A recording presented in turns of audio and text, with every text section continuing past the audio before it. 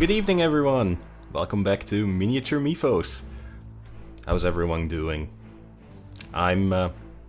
This is a special stream, an extra stream that I'm doing because a friend of mine, Dark Chasey, who is also a streamer, normally streams on Wednesday, but because of circumstances, he couldn't make it tonight, and we talked it over, and he just asked like, hey, if you want to do an extra stream, go for it. So here I am. Trees. Because a lot of people in the chat a couple of streams ago asked to actually paint some scenery. I was planning to do it down the line somewhere, but because there was such a question for it, I already printed a lot of scenery, and I decided, well, hey, might use this extra stream to actually get something done already. So you can see that it's, in contrast to normal, it's quite cluttered right now. There's a lot on my workbench already, so I'll go over it in just a bit. I just want to ask, because I have a new headset, how's the sound? Because I had to change a couple of settings and I don't know how everything's coming across, if I'm louder, if the music's louder, if the music's too quiet. Did you even realize there is music? Just let me know, and then I can tweak a couple things some more. Sound is good, great. That's a relief. So, if there's music is quite loud, well, that's a first. Let's see. This should already be better. It is a bit more bombastic, this music, because I went with a Dungeons and Dragons themed music, so your S's are crisp. Okay. I hope that's a good thing, because I have a lot of S's. I know I sis a bit. So, as you can see here on my workbench, there is just a ton of material. Most of it is all part of one set. It's a set made by Cast and Play. They are 3D modelers who make a variety of 3D models. I follow them, just like I follow a lot of modelers on my mini factory. So whenever there's something that comes out that they make that piques my interest and I know that I can use in a campaign, a game, or just looking gorgeous, I get it. This set, the Jungle Terrain set, I've actually bought for my Dungeons and Dragons campaign, because my players in the current Dungeons and Dragons campaign are on the island of Chult. I'll get into that in a bit. And Chult is actually a jungle island. So when Cast and Play had this beautiful jungle set, I was like, great, because I love having miniatures on the table when we're playing Dungeons and Dragons, and I love having some form of scenery going to just increase the immersion a bit. People know that, oh well, we're in a jungle, there's rocks, we can hide behind those rocks. Because if you just have a flat battle map, not a lot of people will realize that there are differences in terrain, there is obstacles, there is all manner of things you can interact with. So if you have stuff on the table, your players immediately react to it. They know like, oh, okay, you know what? Instead of just saying that they're gonna take cover behind a tree, if at all, they might think to actually put their character behind a tree to take cover when they see a tree standing in the field.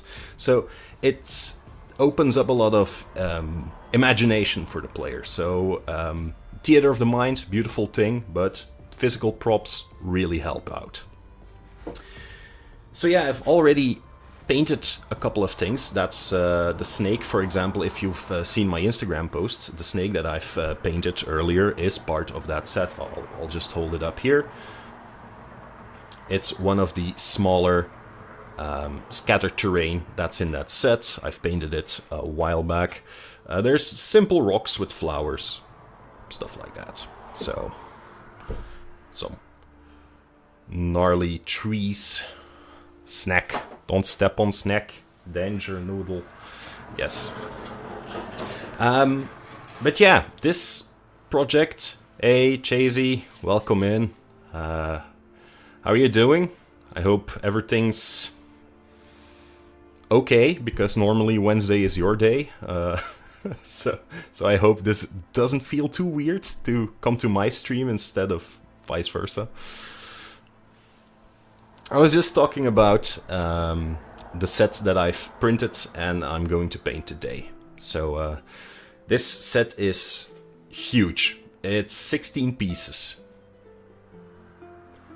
I feel foggy. It's so weird not to stream. I get that. You've been streaming on Wednesday on the clock for over 2 years already. So having a Wednesday off must feel weird, because I think you've only taken off because maybe occasional illness or when you were abroad. And even then, when you were abroad, you broadcasted.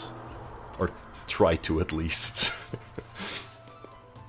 Yeah, but like I'm saying, this set, I've 3D printed it myself. I have a 3D printer. And it's just massive. This isn't just scatter terrain, this is a centerpiece. This is something you can make a diorama out of, you can put in the middle of, tie an entire quest to it. This is just amazing. And I've just put everything here. You might not have the greatest view of it, but that's because I just can't show it on the overhead cam. So I'll try, because it's not put together yet, but I'll try to take it and try to show it to you on this camera. Just give me a second.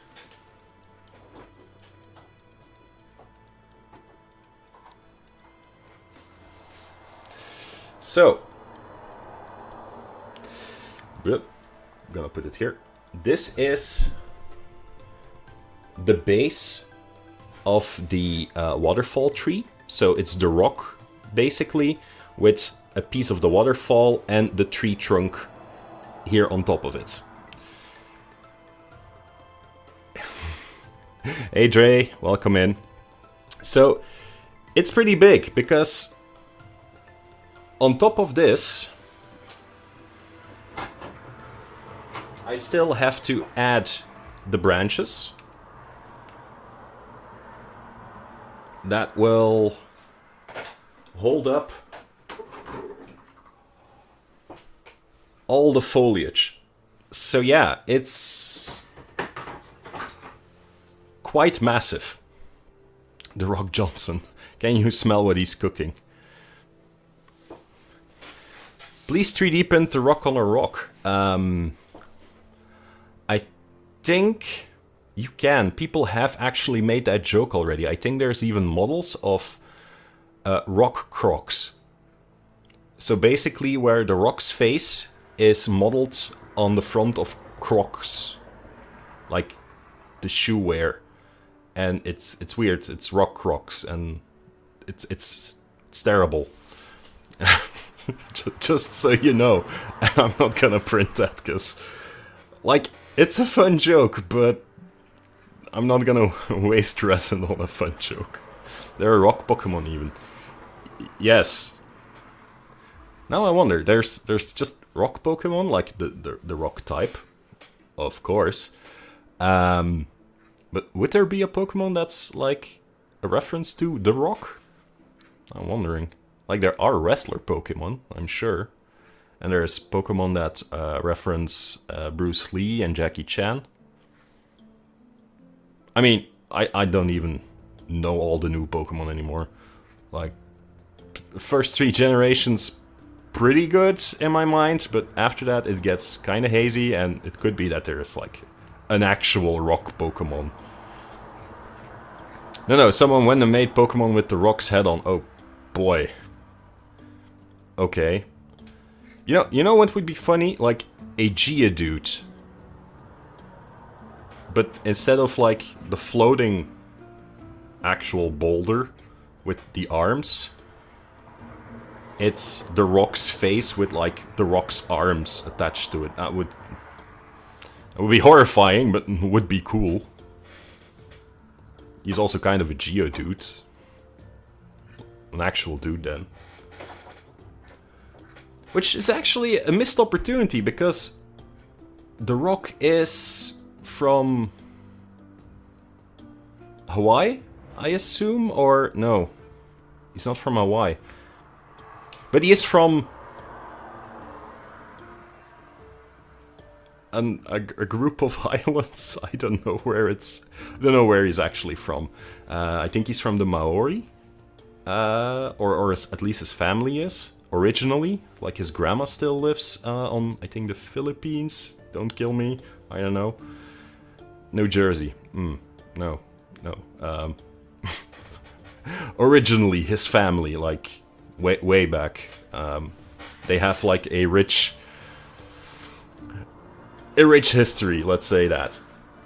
And when they made like the Hawaiian Pokemon game, they could have like tied into that with the rock. That's all I'm saying. Missed opportunity. I don't think we're gonna go to an island group anytime soon. Well, no, it's all island groups. Whatever.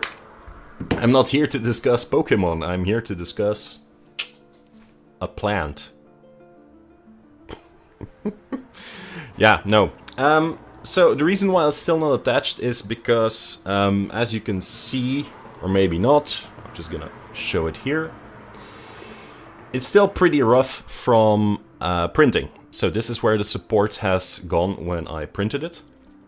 And I still have to sand it. So it's only yesterday that I finished printing this. I've immediately washed and cured everything. And today I spray painted it. It dried over the day. And now I can actually paint it. The reason why it took so long is because every of these pieces takes about 4 hours to print.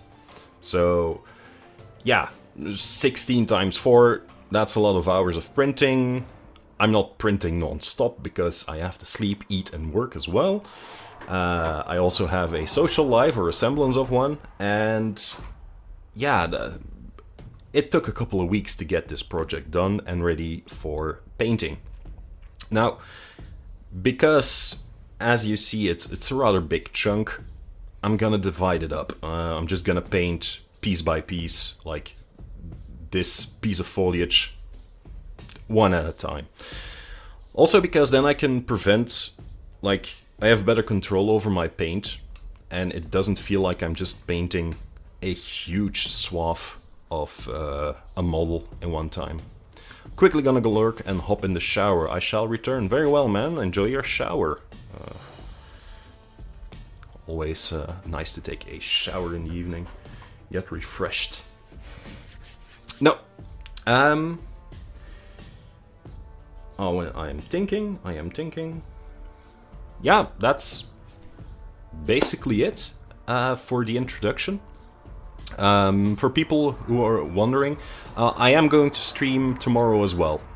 Just, we're gonna continue with the Cyberpunk miniatures tomorrow. So, don't worry if you want to see some more Cyberpunk miniatures. Tomorrow, regular stream, that's all that.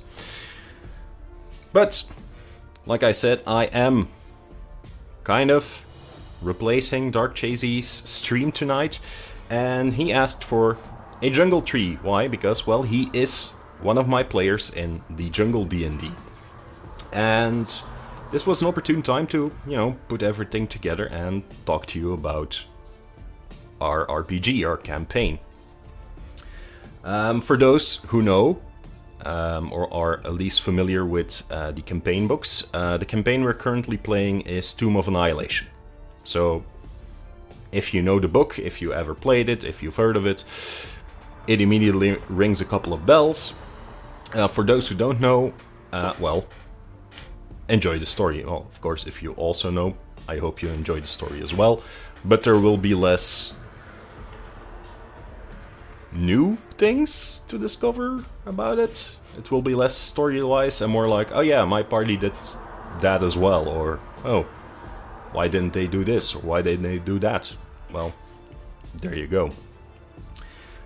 So yeah, today a bit less going into one character or one piece of lore from a certain setting, but just narratively talking about the campaign of D&D that I DM. All the while, I'm going to be painting parts of this tree. You'll notice that I'll be using contrast paints and speed paints, so the contrast GW paints, Games Workshop paints, and the Army Painter speed paints. Why? Again, because this is a lot of surface that I have to cover, and if I can splash on paint rather quickly over large areas, you will get a basic semblance of what it has to be in a relatively short time. And it's only after that first layer of contrast and speed paints that I'm gonna start layering and adding color, adding depth, adding layers, and it'll get better, trust me. So don't worry that it's just gonna be, oh yeah, he's contrast painting. Yes, so. Now, so I guess we'll jump into painting. Yeah, that looks like a right mess.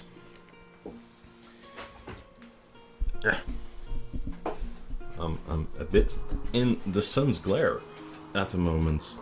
Like, I think I have to start taking care of that when summer is about to hit. But anyway, that's worries for later. So I think I'm just gonna start at the bottom and work my way up. You might have noticed that there's all these holes and plugs. It's because it normally fits, I'm not gonna say seamlessly because it's not seamlessly, but it does fit together quite nicely. For example, I'm just gonna remove the river here and these things. Oh, maybe I can show it with this one. So there's like this hole here. Normally I should just put that in there, glue it there, hup, it's right over there. Same with this thing, just attach it like that. Here's another plug that goes in here. There you go, and you'd have like your entire crown of your tree, which makes it huge. But like I said, I'm going to take it apart. So you'll notice that, yeah, this consists of a lot of parts. And I'm just gonna grab one part, like for example this one, and I'll start painting there. Just, yeah. I've also put them together because if I spray paint them with a primer and I get paint on the contact areas, my glue will not work that great. Because you can glue plastic, you can't glue paint. So, just so you know. Well, let's start with some...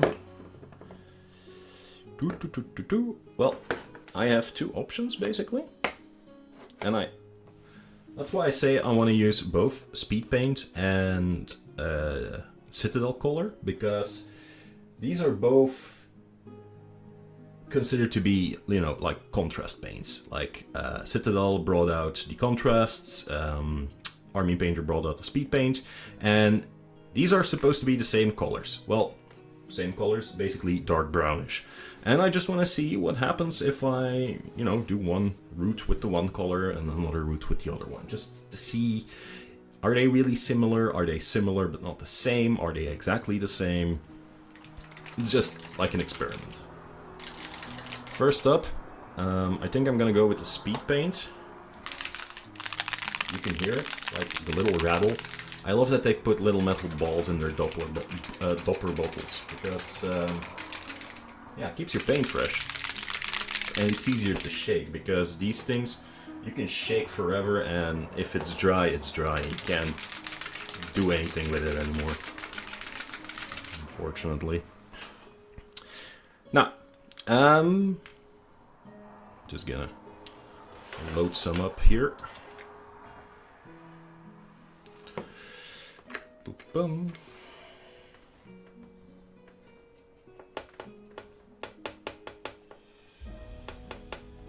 So,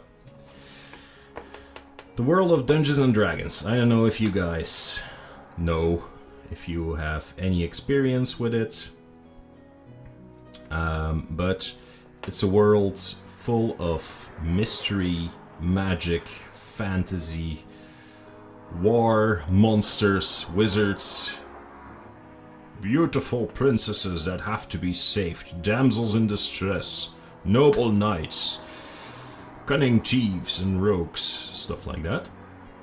And yeah, like I said, it's magical. There's a lot of magic in the world.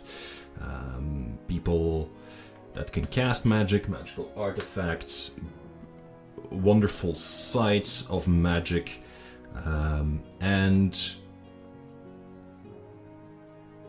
danger all about. Now, with danger comes the risk of injury and eventually death. And some people who die in the line of duty, you know, their fate hasn't been met. Let's say it like that. Their time hasn't come yet, and they are called upon again to rise from the dead and serve again or fight on, whatever. Fulfill their mission, something like that. Because that is possible in that world. You see, it's so that the gods are real. Well, gods are real in that world. And gods govern the matters of the soul. They have followers, they have domains that you can call heaven or hell and stuff like that. And when someone dies in the service of a god, they will be guided to the afterlife. However, if someone feels like their job isn't finished yet, if someone besieges a god to resurrect someone, hey, that god can sometimes fulfill that request. With the necessary rituals, with the necessary spells, the divine magic, and Bob's your uncle, you can revive someone from the dead and they can serve again. Great heroes, people who have important destinies that they have to fulfill, they can return from the dead.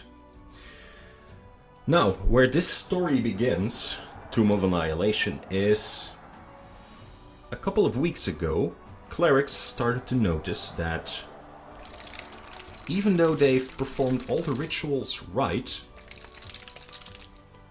the dead stay dead. And that's worrisome. Because, yeah, people that... Does that mean their gods don't grant their requests anymore? Is it because there's something wrong with the souls of these people? Is there another issue? And it's not only that the people that died can't seem to be resurrected anymore. It's also that... Oh, I see there's a bit of a bit of support left here. Let me get that. Yep. Yeah, watch me butcher this live. Yeah. It's not that it's only people who have died that can come back to life, because, yeah, you could argue, well, learn to live with that. That's life. It's still a magical world. But it's also the case that people who once died and got resurrected start to grow weaker. And they start to grow weaker in the sense that they become deathly pale and they are actually dying again. It's strange. It's like a disease, but both divine worshippers and magic users, they try to research it, and they can't seem to find the cause of what's happening. And after a while, it's being called the Curse of Undeath.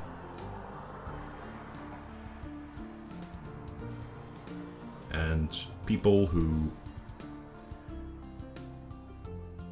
Yeah, and it's mostly people who once returned, who are suffering now, and, you know, the freshly dead don't like it either, because, well, they can't return. Everything that clerics try to do, praying to gods and stuff like that, doesn't work. Their gods can't seem to give them answers to what's happening. Now, that is, like I said, where our adventure begins. Because in the city of Waterdeep, in the Forgotten Realms, one ex-adventurer has done some research on her own. She was, like I said, an adventurer in her youth and traveled the world. She has some magical knowledge, she has some treasure, and she has died at a certain point. So she's starting to suffer from the Curse of Undeath, growing weaker in time. And she, using her many contacts that she made during her life as an adventurer, she has found a trace that could lead them to the source of this so-called curse.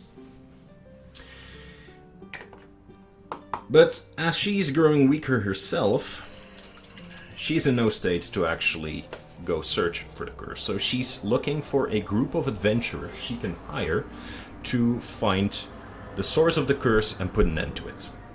That's where our party comes in. Because they, for various reasons, found themselves in the city of Waterdeep, and they were looking for a job. Some were looking for money, some were looking for fame, some were looking for just adventure on the whole, and they found it. As they found the recruitment poster that the old adventurer put up. I forgot her name, so don't blame me. Normally it's my girlfriend who takes all the notes, and she knows it better than I do because, you know, I'm only the dungeon master. Yeah, but that name is not really that important right now. Also, I must say, you can definitely see the difference between these two types of paints. Like, I don't know if you can see it, but looking up close, yeah, these are different. And I think I'm gonna mix and match them. Just use them like alternating. Like, not every route is gonna be a different one, but like maybe now I'll do 2 of these. And then later I'll do some more with the contrast paints. But I really like the distinct look. Well, it's not that distinct, but yeah, you get what I mean.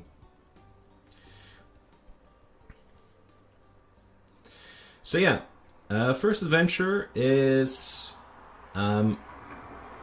Willian. Willian is a halfling. He's a ranger.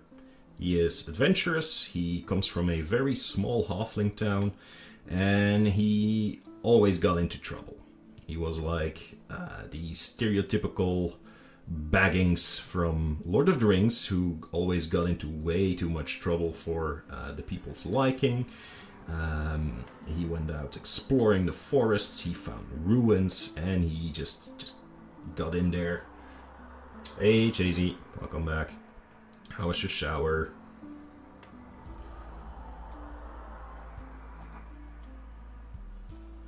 And he just loves exploring the ruins and going on about all the various things that he found. And one day, he just felt the call to leave home and explore the world, because, yeah, the city that he grew up in just became too small, too narrow, too restrictive. And he set out to write a book about his travels and return home and tell of many stories. A bit like, again, Bilbo Baggins from, well, Bilbo did it unintentionally, but the way you see Bilbo at the beginning of Lord of the Rings in the movies, that's basically what he wants to become. He wants to become a figure that all the young hobbits, the young halflings, sit around and listen to intently as he regales them of his adventures in the world of the big folk. Something like that.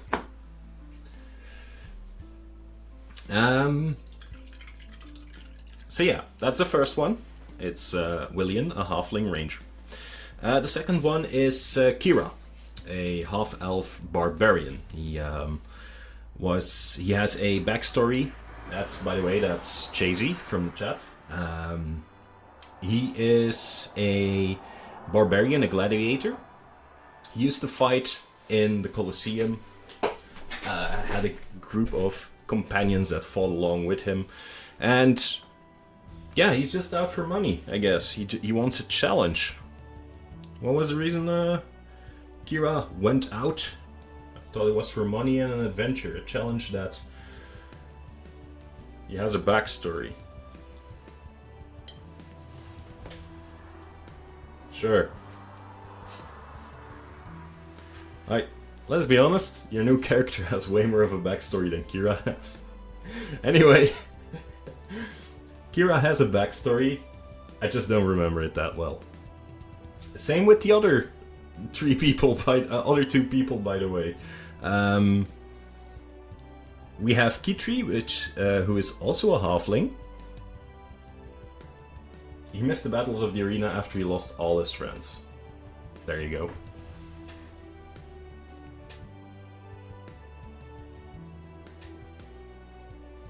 So he went back. So he went into adventuring. Also want to point out, these first sessions that I'm going to talk about, the beginnings of the campaign are over 2 years ago. So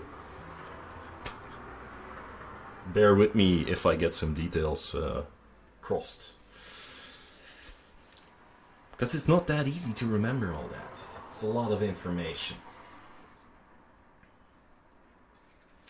I'm thinking, should I continue with this piece first? Or first go to another piece and try to get as much done in one color? I think getting as much done in one color would be the smarter move, to be honest.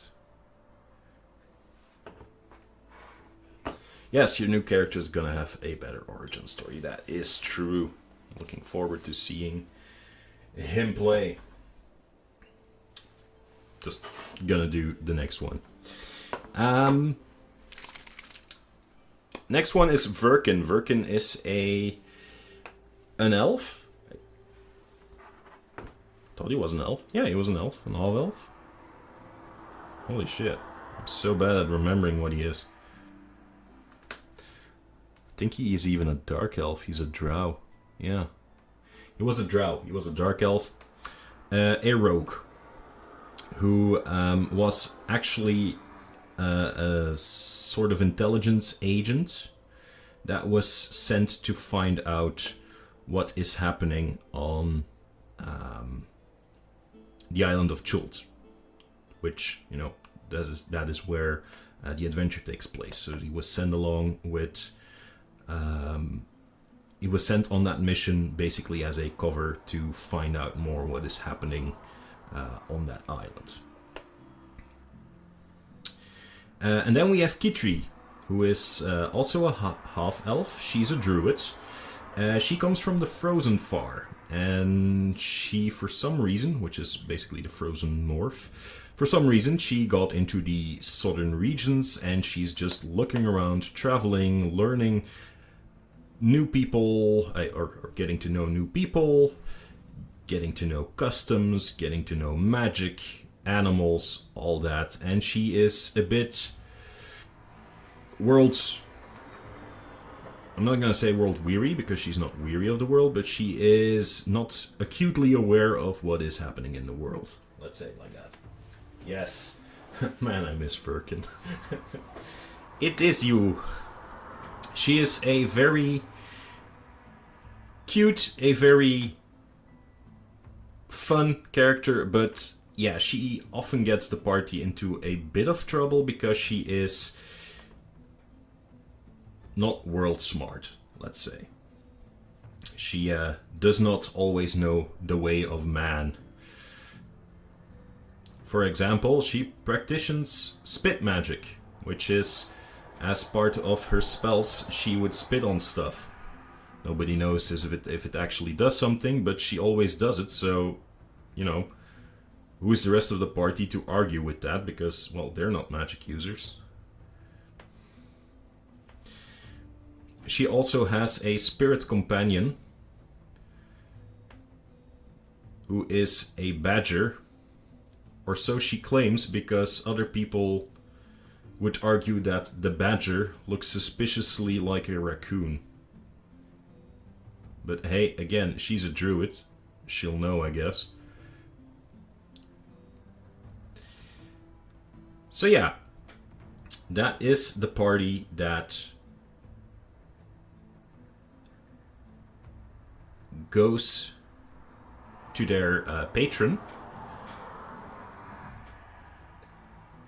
She's gullible. Well, okay, she's gullible. There, you heard it from the player herself. Kitri is gullible.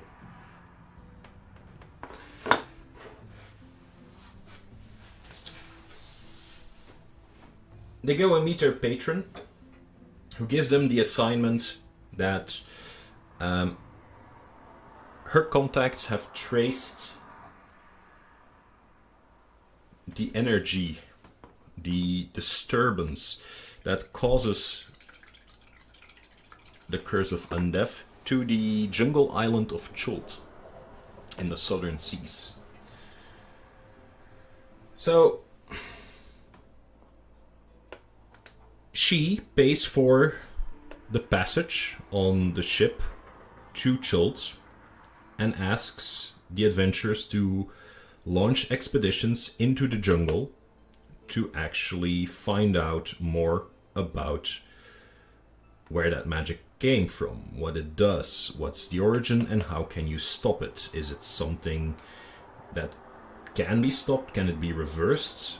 Well, their patron hopes so, because she's actively dying, because, well, like I said, she has been revived in the past, and she is therefore suffering from the Curse of Undeath. So the party gets on the boat to Chult, and they travel together. And during their time on the boat, they get to know each other a bit better. They introduce themselves, and they realize that, well, for the next coming weeks, months, whatever, how long this quest will take, they'll be stuck with one another. So they're trying to be as friendly as possible to each other. Trying.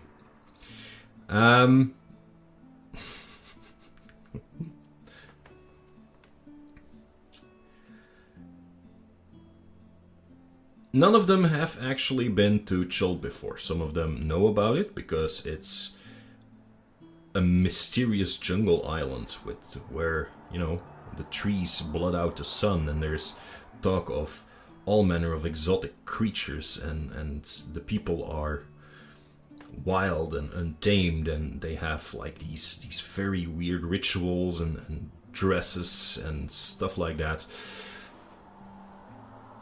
Am I going to add moss to it? Probably. I'm thinking about it. I'm thinking about adding a lot of it. Actually, a lot to it. Like, I was actually thinking of putting some miniatures on there and make it a diorama. So, yeah, I don't know yet.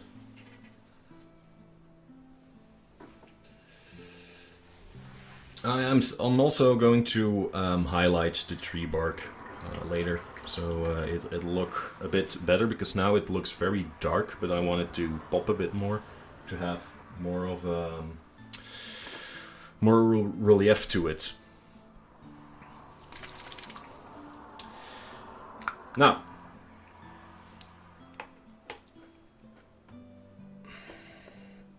as they arrive at the harbor of the largest city on that island, their boat is suddenly rocked by something very, very large. And out of the water comes a enormous tortoise. Not a tortoise, because tortoises are land-dwelling. It's a turtle? Yeah, I think so. Turtle is sea-dwelling. Tortoise is... hell, shit, I don't know. Mushrooms. Sure, I can add mushrooms.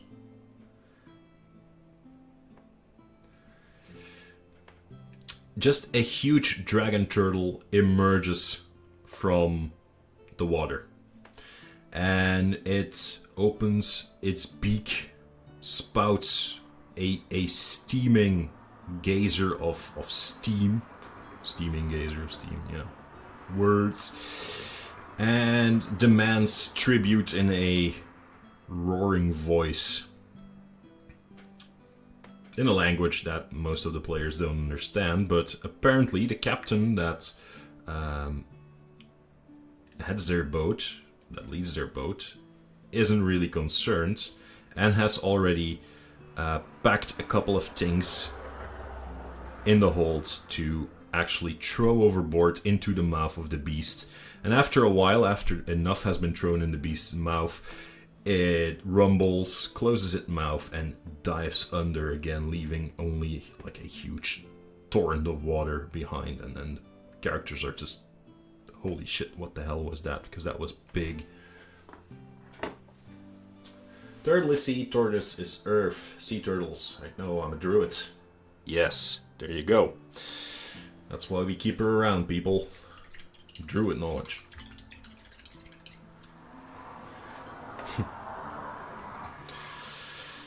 Yeah.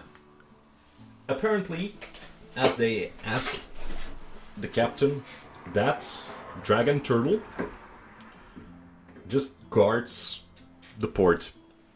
That beast is there. Was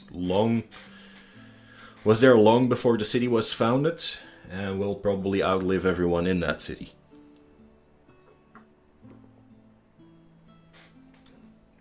So yeah, they're like, okay, well, great. And they arrive at the port shortly after. And the port is called Port Nyanzaru. Excuse me. That's not important to remember. But they immediately find that it's wholly different than what they're used to. Now, you have to realize that a standard D&D game, if you wouldn't know, in the Forgotten Realms is basically just medieval knights. Stuff like that. It's knights, it's wizards, it's rogues, it's monsters, and everything feels very medieval. European medieval, Western medieval. And the moment that they arrive on Chult, they get like a culture shock, because it all looks Aztec, basically. It's all Aztec pyramids, sculptures, everything is with beautiful colors, gold-plated. There is jade everywhere, there is... what's it called when you... volcanic glass. Obsidian. There's used obsidian everywhere. There is parrots, monkeys, flying snakes. Yeah, that's basically snakes with wings. everywhere, and the people ride and use dinosaurs as pack animals, companions, and all that. So they're basically in a totally different world. Like, they've heard stories about dinosaurs, but suddenly it's everywhere. Dinosaurs, like the little Compsognathus, are like the cats in that society. A hadrosaur can be used as a draft horse. Guards patrol the streets together with velociraptors, trained velociraptors. If a farmer tends to his field, the plow may be pulled by a triceratops. So dinosaurs are just everywhere in that society. And for people who are used to, wolves, bears, an occasional hippogriff, maybe stories of a dragon, seeing dinosaurs up close is just mind blown. It's Jurassic Park. Music starts playing, like that shrill flute version of the song. Yes, I know you really all wanted that. But yeah, they noticed that, oh boy, this is a different world that we're in. That we're gonna have some fun, especially Kitri and William. So our two halflings are completely ecstatic about it. William because, well, these are creatures that the people at home will have never seen. And Kitri, well, because these are creatures that she has never seen as a druid, so she can learn a lot from these creatures and interact with them and learn from them.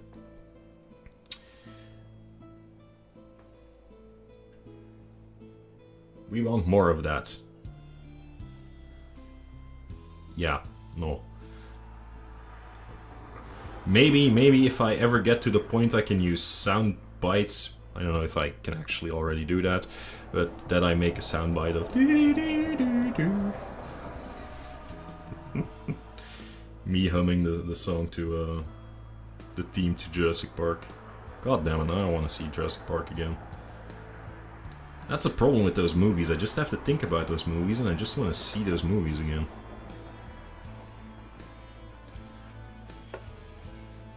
And I've only just recently seen them, actually. Custard Child with the flute. Yes.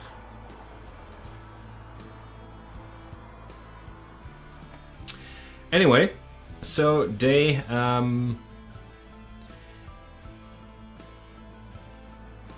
have a contact. They have one of the Port Yanzaru, the city that they're in, is being led by merchant princes, a council of merchant princes. And each of the merchant princes governs a certain aspect of commerce. And they get to know the one that is actually governing most of the magic items and the trade in magic that goes on in the city.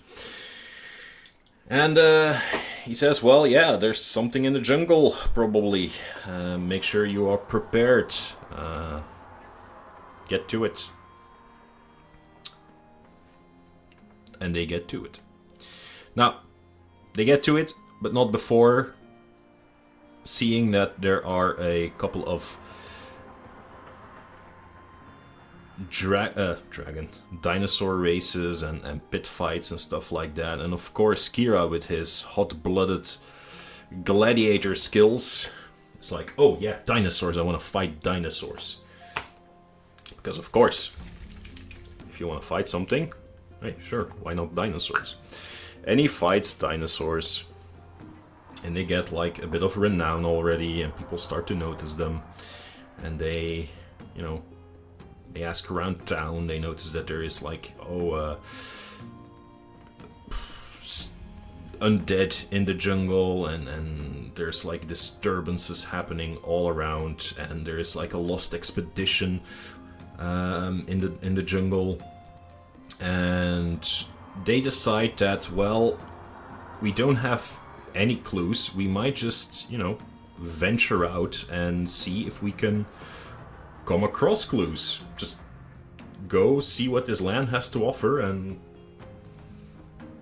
we'll work from there, basically. So they find a cleric who is part of the same order that has already started an expedition on the island, because most of the land is uncharted. That's one of the fun mechanics in that campaign, is you basically get an empty map and only a couple of areas are explored. Like, the stuff that is near the coast is explored because, yeah, boats can just go around the island and see the coastline. So for a couple miles across the coast, everything is explored, but everything further inland is just completely empty. And they, as they are exploring, they have to fill in the map. And that's one of the nicer aspects of that game, in my opinion. Because, yeah, it's suddenly they get into one of the grids that is empty and there's something there and they can note that down and they fill in the map, and it's just really, let's say, satisfying to go exploring and take maybe a different route to see if there's something hidden underneath the map. So yeah, they encounter a cleric that is in search of an expedition that has already left for the jungle. And she asks the party, hey, can you escort me towards the camp of that expedition? They should have journeyed along one of the many rivers that lead into the jungle. So it's probably easy to, you know, follow the river to get to it. But yeah, I'm not from this land, and it's dangerous out there because, you know, dinosaurs and rumors of undead and other monsters. So I'll you know, put in a good word for you guys if you escort me there. And the party's like, yeah, sure, let's do that. So they hire some canoes and they start rowing down the river. And yeah, they just learn how to navigate the jungle. So water and food are things they have to keep in mind because, well, you can take rations, but after a while your rations start to rot, or you don't have enough drinking water because, yeah, you can drink of the river, but there's parasites in the river. So if you drink river water, you have a chance that you get sick and stuff like that. So they learn how to catch rainwater because since it's a tropical island, it rains every day, or it rains a couple times every day. They learn how to forage, they learn how to navigate the forest, but because in the beginning, yeah, everything they've encountered, they just walked in head first. Because they didn't know what it was, what it could do, and they weren't really mindful about it as well, because most of the players were new players to the game. So they were relatively inexperienced. And going forward, they learn more about the jungle. They encounter undead with strange markings on their bodies. They encounter many different dinosaurs. They encounter creatures, magical creatures, fantastical creatures, all manner of normal creatures as well. Like, I think they encountered crocodiles pretty early on.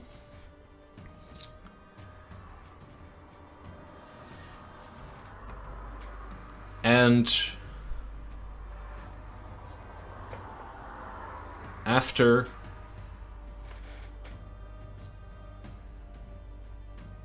a couple of days of travel, they also encounter what seems to be like a wolf. a normal wolf. Which is weird, because, you know, if you think a jungle, you don't think wolves. Unless you think a jungle book, which, you know, those wolves aren't indigenous to that area.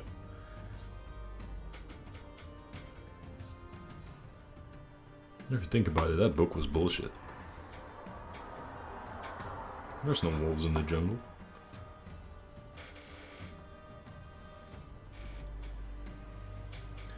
Okay, far from me to, you know, criticize Kipling and his writing.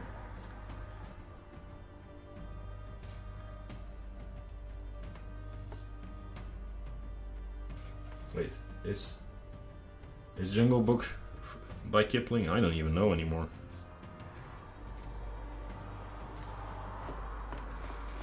Sire will probably know that.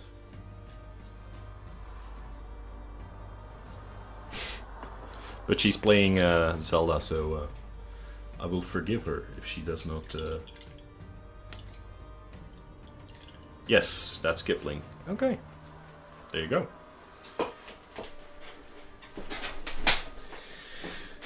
Hey. Yeah, you see, this is just very repetitive work. It's like, okay, we're gonna paint bark. No, I am demanding time from her too. Oh, I'm sorry, okay. I think there's wolves in the jungle. Wild dogs, probably. Yeah, probably, but like, it's not what you think of immediately. I assume. Anyway. So, they encounter a wolf, which is weird because they see the beast and the beast runs off immediately after. I think it helps them out shortly in a fight against some creatures.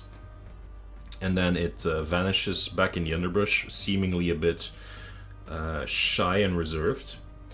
And that triggers something in William, because he remembers that ever since he was a kid, he had dreams about wolves, and this wolf seems very much like the wolf that he saw in his dreams. He also, while wandering his homeland, encountered what he thinks to be a wolf. This is exact wolf, but that's really weird because, you know, this is a continent away, this is an island. How did she get here? Magic. Anyway, they continue on and they find what used to be the expedition's base camp. It's near a Chultan temple, an old Chultan temple, and it's completely abandoned. The tents are ripped apart, most of it is taken out, stolen, put away, I don't know.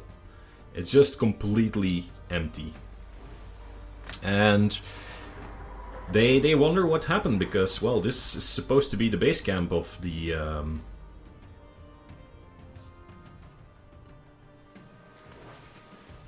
expedition.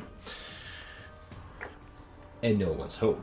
So they explore a bit and they come across notes that say that, well, they were overwhelmed by undead from the jungle and they had to break up camp and go further upriver to make a new base camp there. So the party's like, okay, well, let's do that. But not before they look around and explore that temple because, hey, ruins, nice. Maybe there's something in there. It looks cool, it looks old, why not? And after encountering some traps, they find a magical artifact. The mayonnaise jar, like we say. It's actually an alchemical jar, which is a magic item that has the possibility to generate various amounts of fluids. Like it can make water, it can make beer, it can make oil, it can make vinegar, it can make mayonnaise. But for some reason only the mayonnaise stuck in the mind, so it's the mayonnaise jar. And yeah. They have been dragging a jar of mayonnaise across the jungle ever since.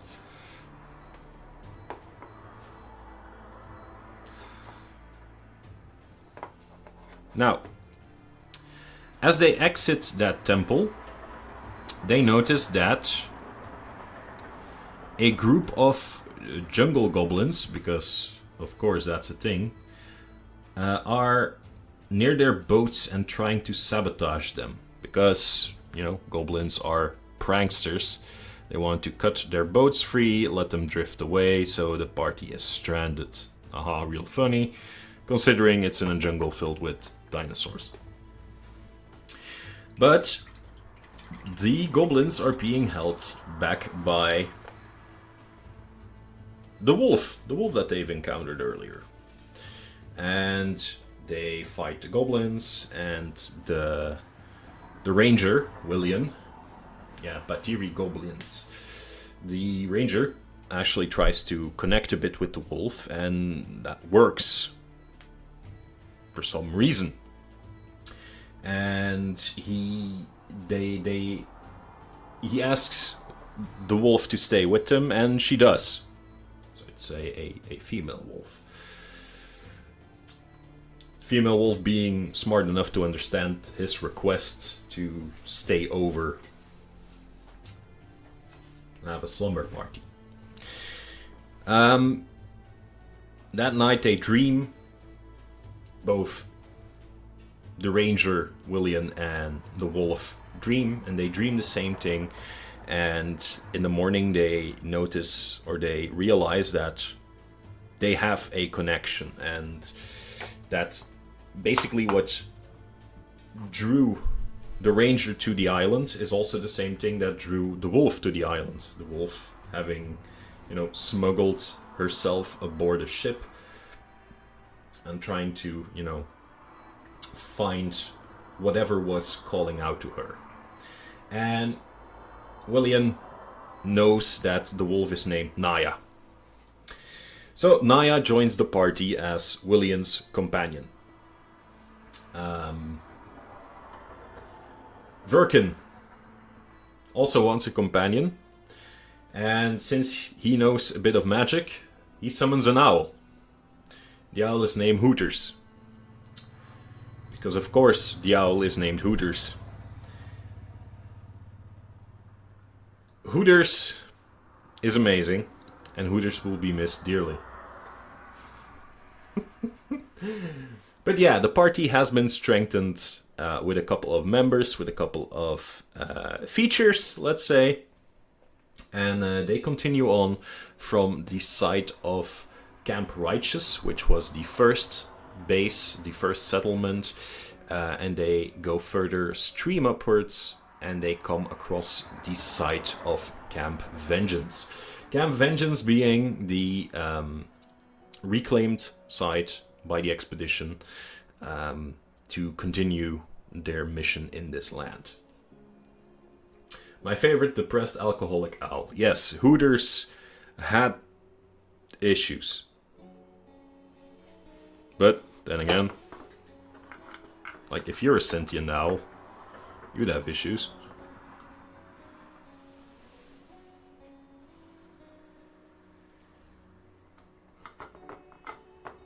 Also, the issue with contrast paints and speed paints, contrary to their naming, speed paints, they dry rather slowly. So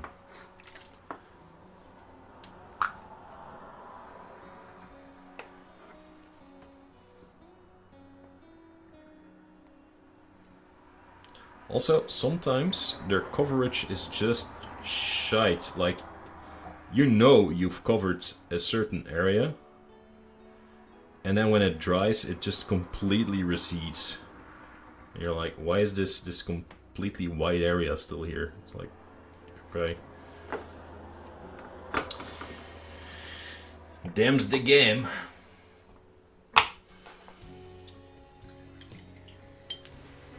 Now, I make it sound like they've had a pretty uneventful trip so far.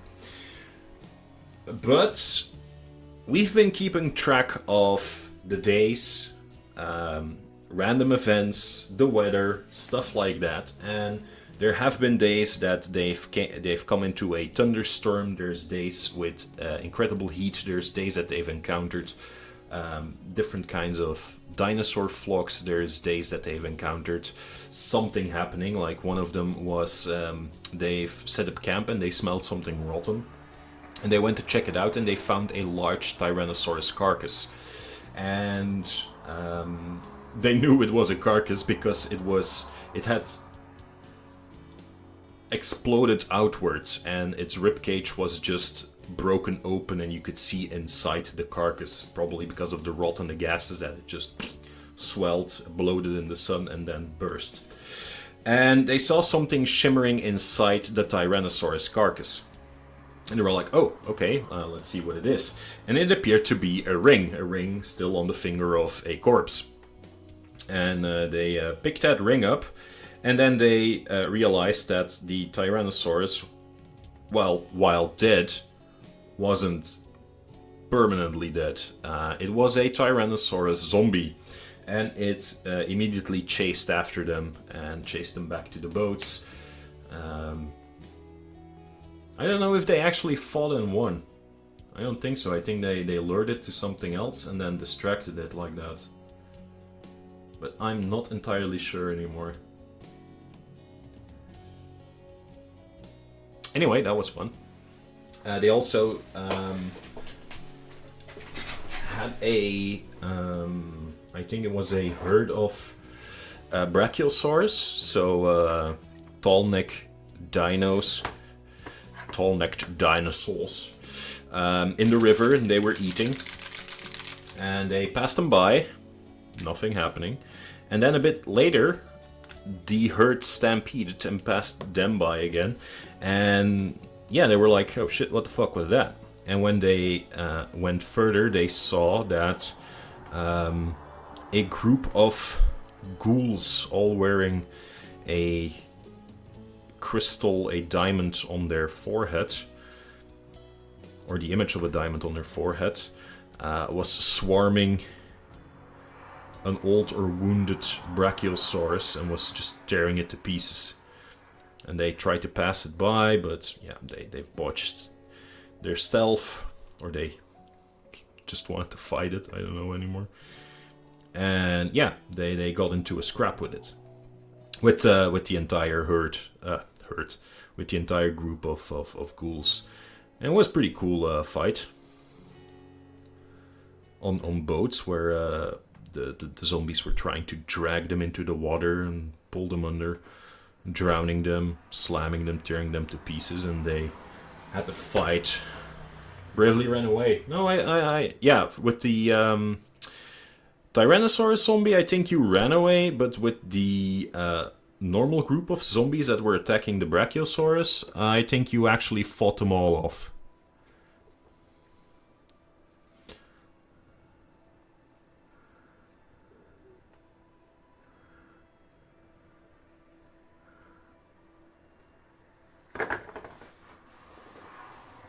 There. So, now think I've done most of the lower parts, and I'm just quickly going to put it all together to see if that is true, and I'm not kidding myself. It's gonna be here somewhere. And this one's here. Yep.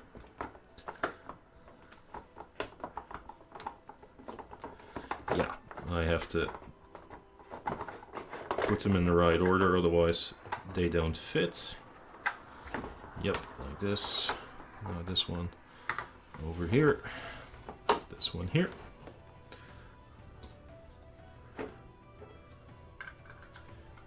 These one together.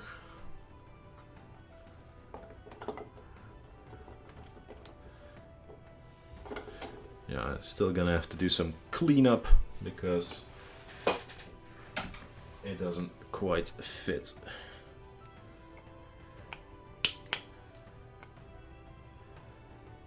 My trusty pliers will help me. There. Still not a snug fit, but just quickly going to show you.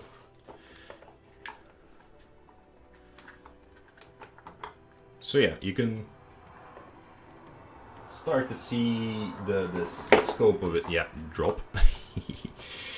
You can start to see the scope of the entire thing.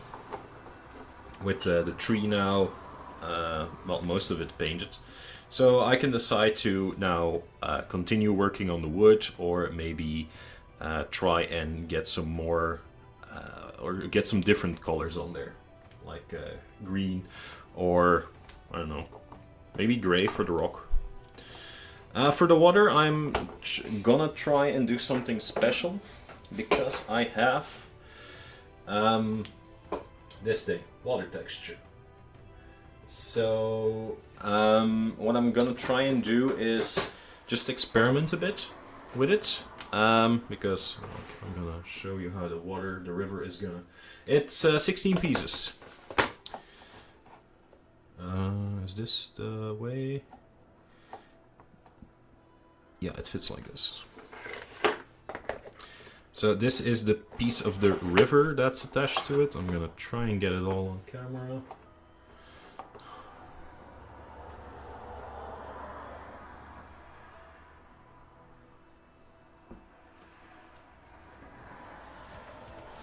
So this river has natural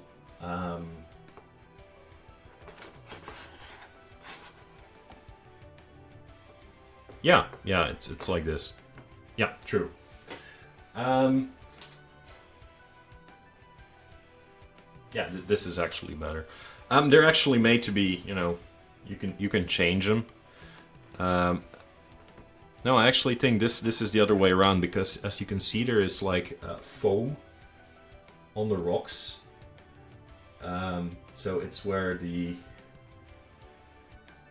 water splashes against the rock. So if the water is coming from the tree, then the foam should be on the side of the tree, I guess.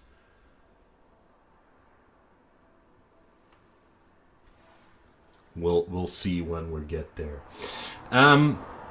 So yeah, basically I'm gonna try and paint the water pieces not as water, but as the bottom of a river or a creek. And then, with the water texture that I have, is just lightly layer water on top of it. Because this layer will give a sense of depth to it. It's really hard to explain, but it will make it seem like it's way deeper than it actually is.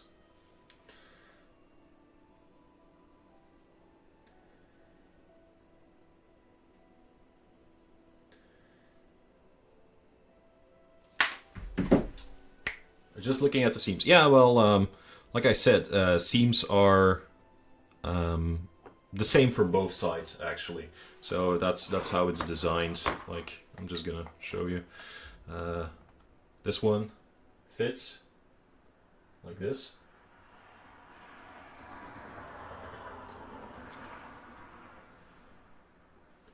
This one fits as well. So it's actually a really clever system. Like, they have more of these kind of pieces where you can, like, you have bends, you have splits where you can make like an entire jungle river. But I was like, okay, maybe I can do it like this. Wait, just gonna get it closer. Maybe I can do it like this, like a small pond. And I'm like, yeah, no, I wanna do it bigger.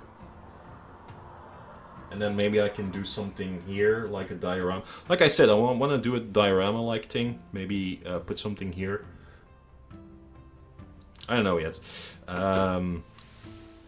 All I know is I have couple cool lizard folk miniatures or Aztec miniatures, and I might be able to use those. So yeah,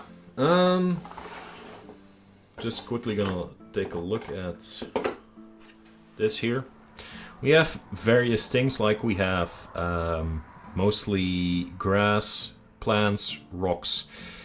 Like what you can see here on this thing, I've tried to give plants different colors, so it's not all the same green.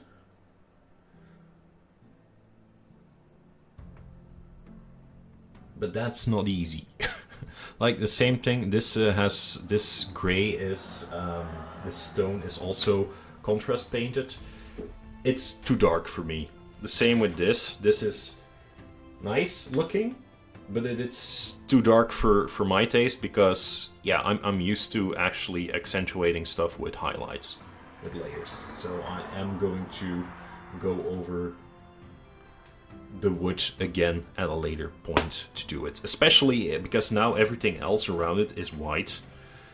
So if I'm going to do this also in a contrast paint, it's gonna look very, very dark. I'm just gonna quickly take a look. What can I use?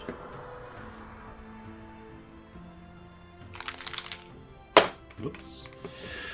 Well, talking about white and grass, dry brushing. Yeah, dry brushing is one of the options I have, which I will also use. I have two other colors with me, Camo Cloak and Militarum Green. Those are also the same kinds of colors, but each from the different line. So again, Camo Cloak from Speed Paint and Militarum Green from Contrast.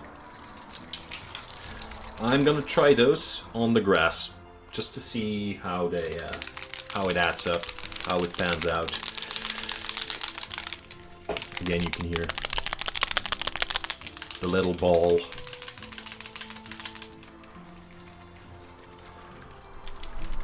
And just the sloshing. I don't know if you can actually hear it, but... Okay, first up is the speed paint. Let's see how the grass starts looking with that.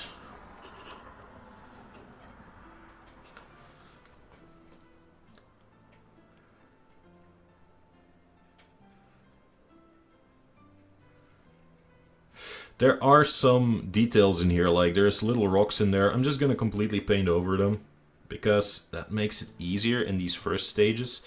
It's only in later stages that I'm gonna go back and pick out details. Just to not lose too much time in these first phases of painting. Like the same with the roots. Like if I mess up, yeah, well, I'm not gonna be really mad at that.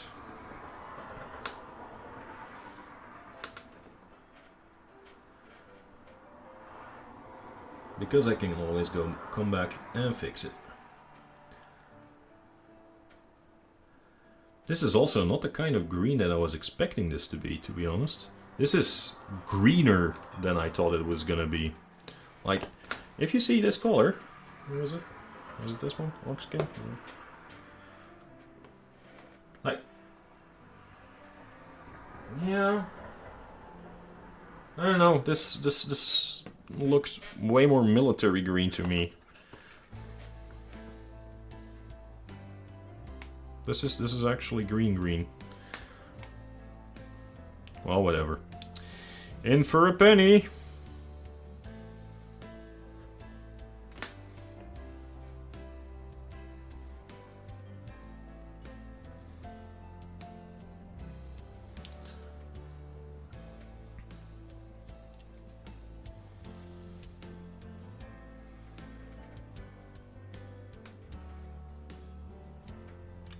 So, the party eventually encountered Camp Vengeance, where the survivors of Camp Righteous, the expedition that the Order of the Gauntlet has sent to Chult,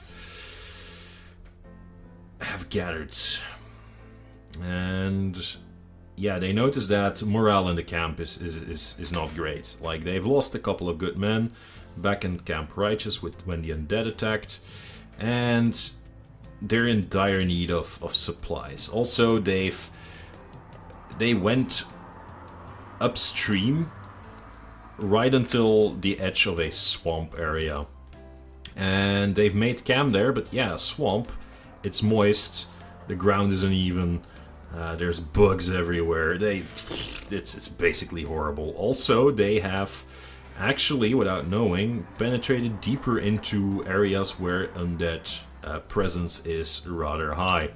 So yeah, they haven't done themselves any favors by changing locations with their camp. And most of the people there are sick, losing hope, and yeah, they're in need of help quickly. So when the party arrives there, they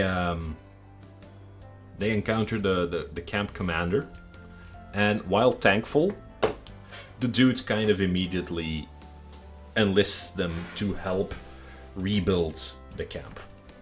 And they have to talk to the various lieutenants that are in the camp to get jobs, to know how they can help re-establish some of Camp Vengeance's position as an expedition base camp. And so they learn that, well, if you're able to find some tame dinosaurs, we can use them as pack animals to bolster the defenses. If you find materials to guard against bugs, that would be great. If you can go and scout a couple of locations, amazing. If you find food, if you find medicine, basically just go out into the jungle and find all manner of stuff. Like, find lost scouts, try to see if you can strike a bargain with a couple of tribes like the Batiri Goblin, who have been messing around with Camp Vengeance just as much as they've been messing around with everyone else.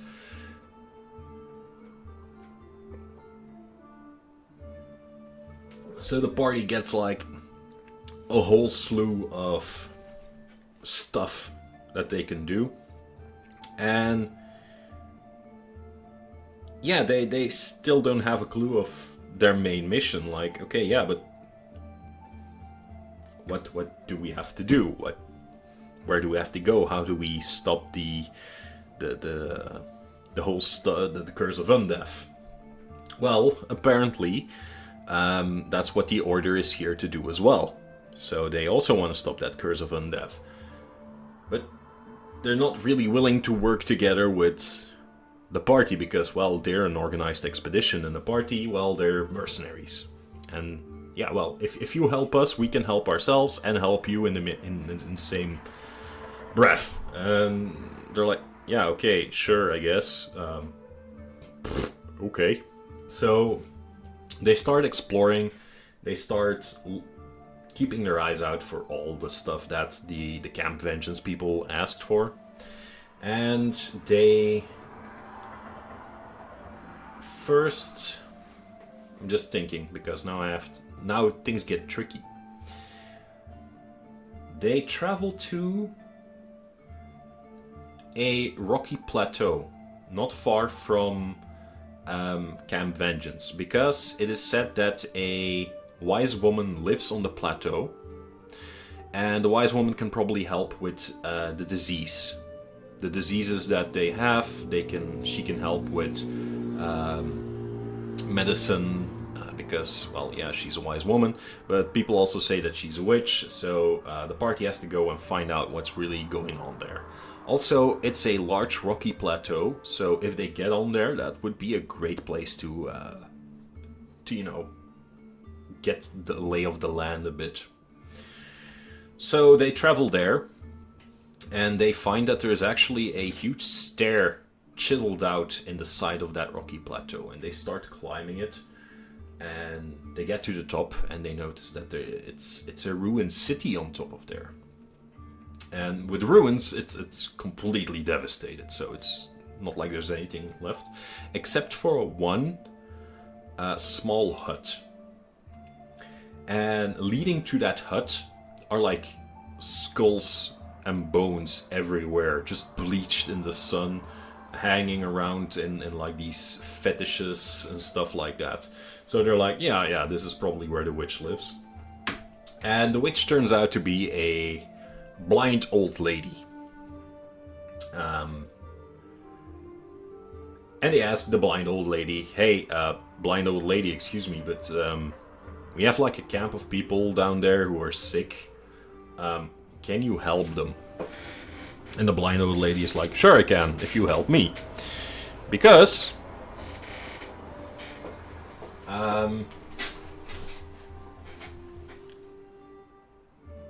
there is a group of pterodactyl folk.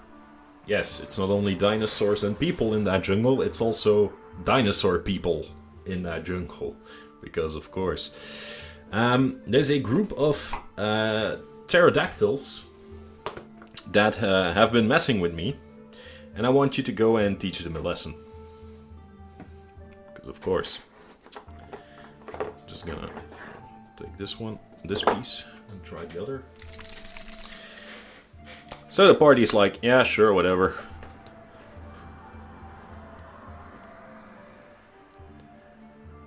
Just want to point out, I'm not doing the party any justice by portraying them as, whatever.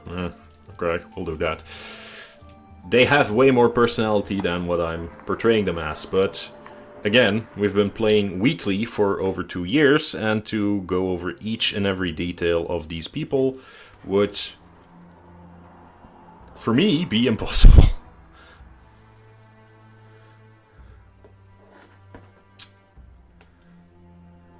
Oh, this is really hard paint to actually spread. Yeah, whatever is indeed what we say often. Yeah, there you go. Well, some of you at least do. Like, you want us to kill people? Okay. I'm not opposed to killing people. Okay, let's go. This is more the color that I expected it to be. Like, you can clearly see the difference between these two. What? The right one, this one, is what I thought the other one was gonna be as well. Like, more of an olive drab.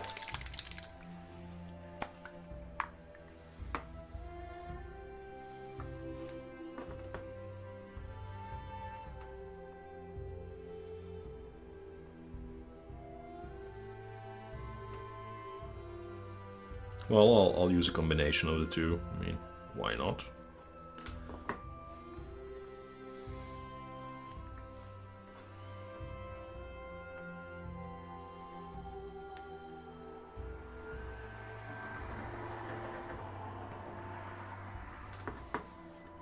This is why we do a comparative study, people. To realize they're not the same. So, they help Granny with her problem with the dangerous people nearby, or dangerous half people nearby. And Granny thanks them by giving them a medicine for the camp. So they go back to the camp, give the medicine, people start thanking them, everything is better. Hey Eva, welcome in. How are you doing?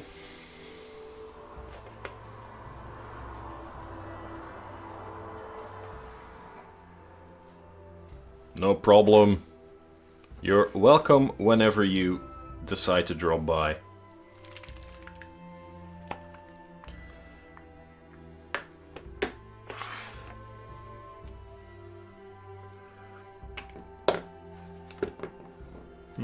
also have malignant green.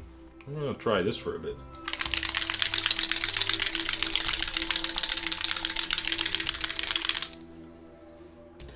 Yeah, I know, I'm just trying everything out at this point. Oh, this is really yellow. If it's yellow, let it mellow. Let's see what this does. I'm just gonna use another piece. Oh, wow. Look at that. That's really dry. Yeah, no. Oh, sorry, I'm back. Internet problems. Oh, wow. I'm doing fine. Yeah. It's weird to be the one doing the streaming on a Wednesday. Since, you know, that's our friend Chazy's job. But, yeah.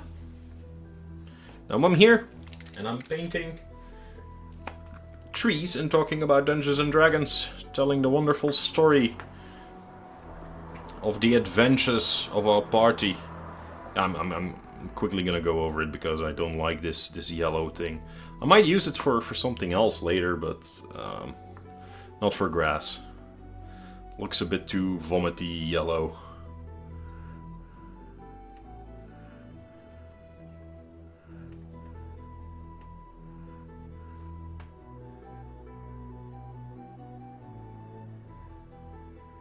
That painting method. The painting method of just dropping paint on a piece. I mean, it's contrast paint. It's speed paint. It's nothing special. So, love the log on the left. This one.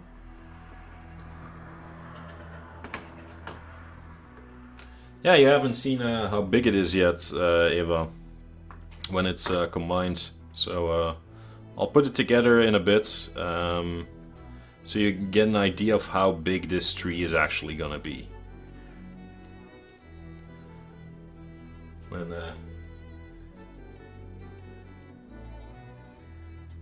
accept the compliment. No, never. I will never accept a compliment. Ever.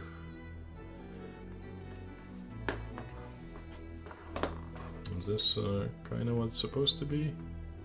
Yeah, it's still a color difference. Of course, I always want to know the size. Well, be prepared for this monstrous log. And now I'm gonna stop because otherwise it's gonna get awkward. So putting these together again. This, and this. Take these together. Like, there's like a huge hole in here. I don't. Really weird.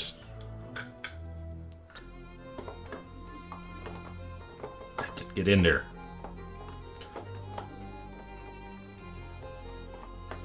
So yeah.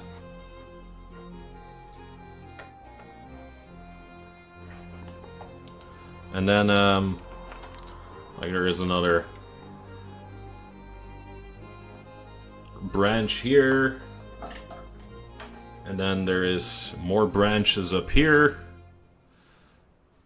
like something like this. No, it's the other way around, I think. Yeah, it's like this. Yes, throw it around, why don't you? So, yeah, and then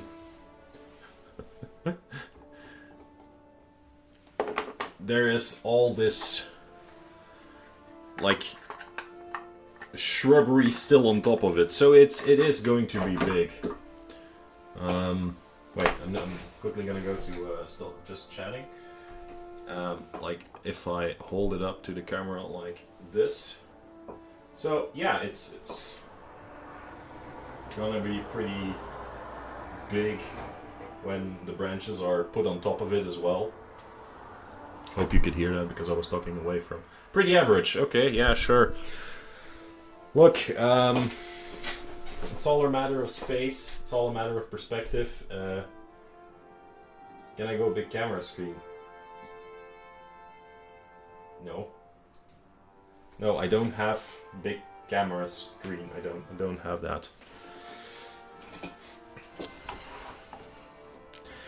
Yeah, it's not the size that counts, Eva. It's what you do with it. And I'm gonna make this into a beautiful diorama that I have a lot of fun with.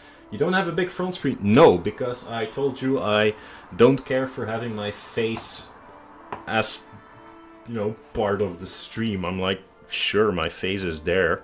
I have a face. People see my face on the small screen. That's gonna be enough for them. I know you're all about the face. I'm not. I'm all about hands. So what she said. You could share the big tree. That is true. That is true. I could share the big tree when I'm sharing face. Okay, now I have to get all these things off again.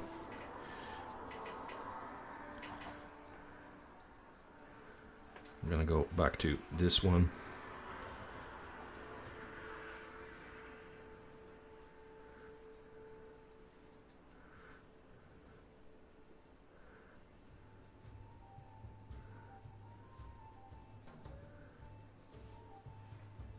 Hands are important too, yes.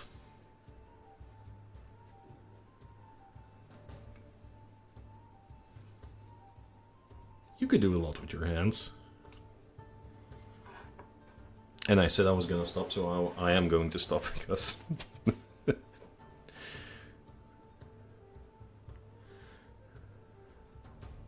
Ah, damn. See, I already forgot a trunk here. So, yeah, that's why I say, like, sometimes you just have to go... You have to paint a couple things and then... You're already forced to go back. Yeah. So let's say you're very handy. Yes, I am.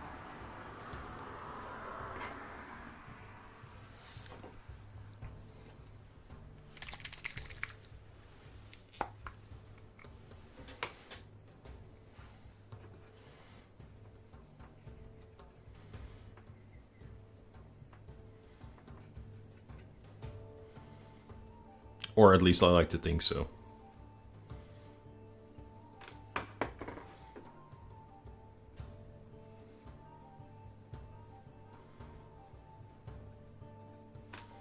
Just gonna, you know, do a complete crossover of both these paints. So there's like a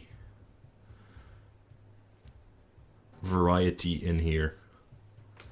So it looks a bit patchy in color. Has like the greenish tinge, but then also a bit of the olive drab, if I can put that in there. I think it'll tie everything a bit better together. And again, with the color differences on these plants, these rocks and stuff like that, it's gonna look way better. And I'm also going to highlight the grass, which, you know, sounds weird, but I'm gonna do it. I'm gonna dry brush it that way, I assume.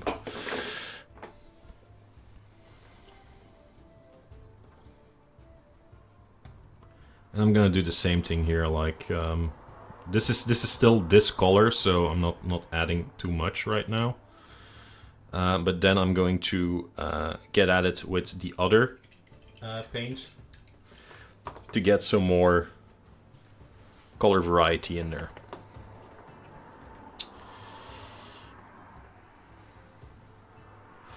So yeah, the party helped the old witch on the tower, and they got medicine for the camp. And I was happy today. I finished the dress I designed. Well, one woman made them and I just put rocks and jewelry on them, but I'm pleased that my design came alive. Oh, that's nice. Hey, it's all about those finishing touches. I mean, a dress is a large part of it, but yeah. Your idea, your interpretation is very valuable as well, so... Like Chasey would say, put a picture of it in the Discord if you haven't done so already. So we can all enjoy it. And okay, Chasey, see you in a bit. You want to learn how to make clothes too. Always opportunity to learn. I will for competition. I will from competition.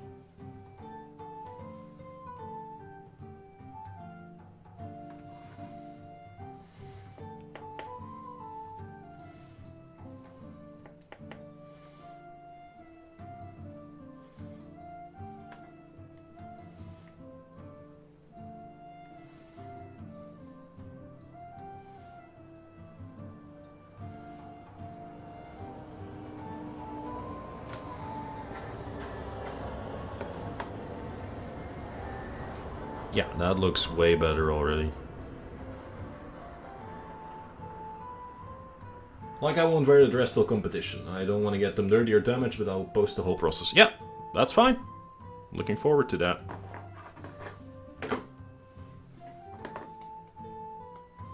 I also get why you don't want to wear it, just in case it'll get damaged.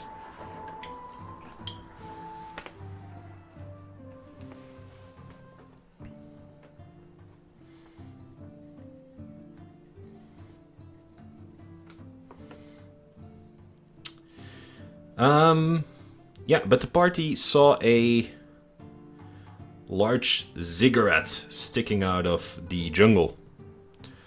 For those who don't know what that word means, a ziggurat is basically a kind of temple. Normally ziggurats were like Mesopotamian, but it's just like, hey, if you have a temple and it looks kind of ziggurat-y, well, then it's ziggurat. So, yeah, they saw a ziggurat poking out of a jungle, a staired pyramid, and they were like, hey, that looks cool, let's go check that out. So I don't remember if they first went back to Camp Vengeance to give the medicine, or if they immediately went to the ziggurat. Anyway, they did, and hey, welcome back. And they came there and found like all manner of puzzles to climb it. So they had to be clever about it. They had to do all manner of riddles to actually progress up the stairs of the temple, because the temple, the ziggurat, didn't allow them to climb up if they didn't have the right answer in mind. He quickly did your French. Yeah, for example, they had to eat a snake, and with the snake in their belly, they had to slither up the stairs. Eva, he only needs like 2 minutes. Sorry, Chasey.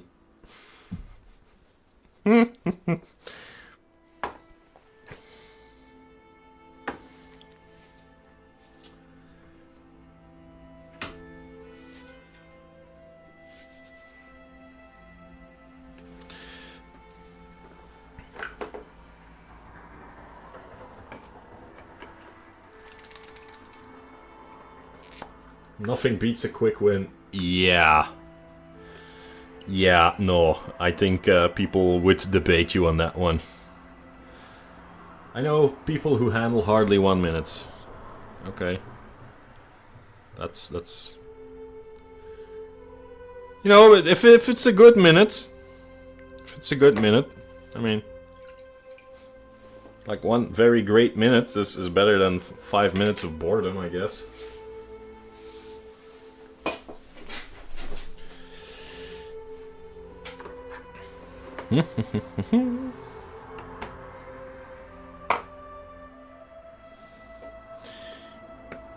Let's see. Some people don't need more. Dat God ik eigenlijk niet bepalen.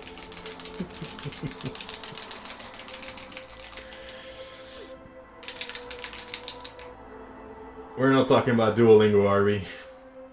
We are talking about painting, yeah.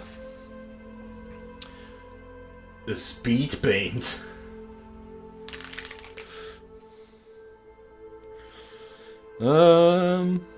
I'm thinking what to do next. Maybe I could try to get some some layering in. It's a bit finer work, but might be fun. For me, then. Painting takes longer than a minute. Nah, depends what you're painting.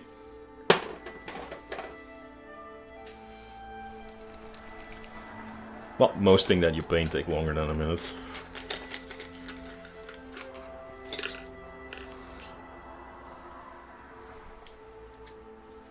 Finger painting.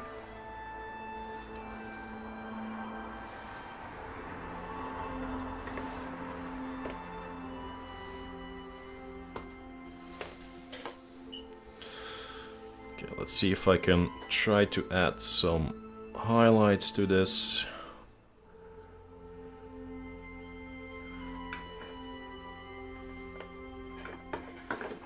It's getting rather crowded here.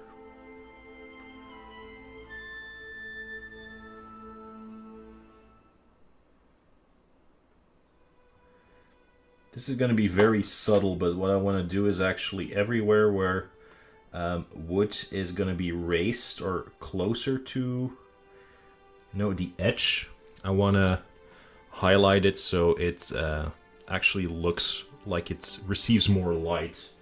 Well, mostly when I paint, I really mess my hands. I almost paint with them or use them as palettes. It's pretty okay this time around. Normally I'm a lot dirtier, or a lot messier, let's say it like that.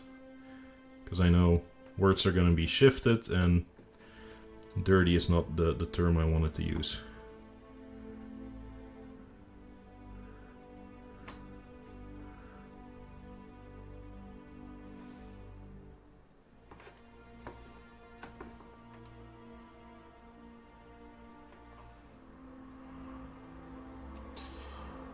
Yeah, I don't think this color is light enough for what I wanted to do.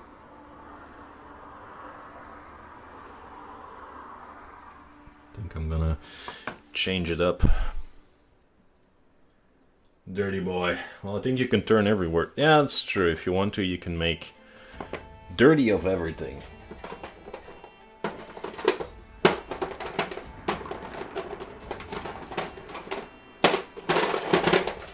I'm just quickly rummaging through my paints.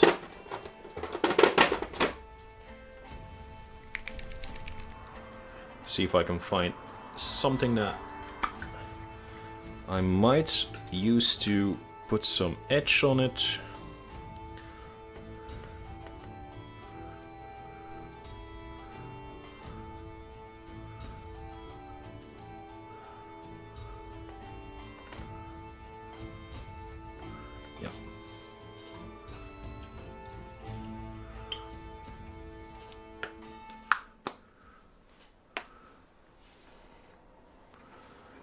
Okay, let's see how this is doing. This is probably going to be a bit too much from the get-go. No, this is actually pretty okay.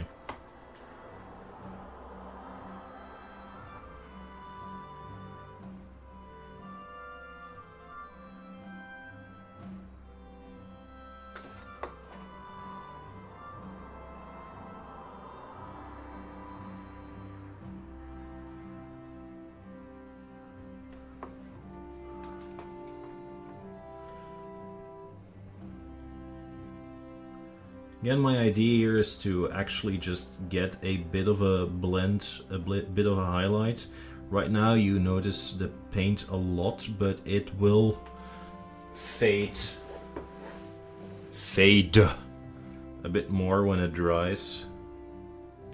So don't worry about it, but it will give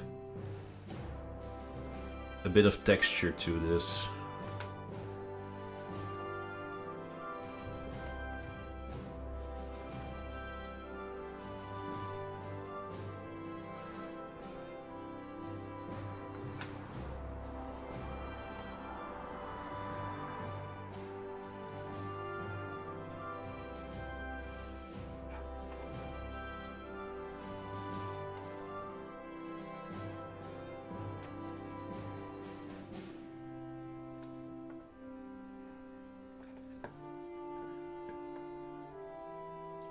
Well, it will look more like wood, or the liquid from it. Yeah, it can look a bit like amber.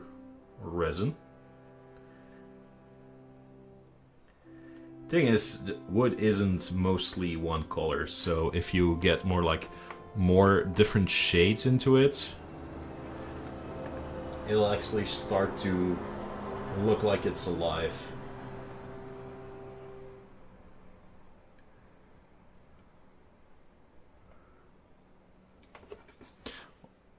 This fucking white spot. What the fuck? Hey, see if I can cover it up. Yes. Lucky. Still not great. We'll have some more paint here.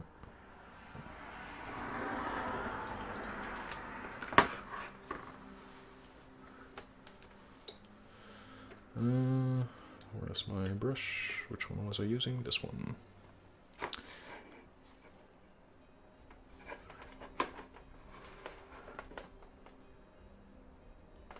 Oh, way too much.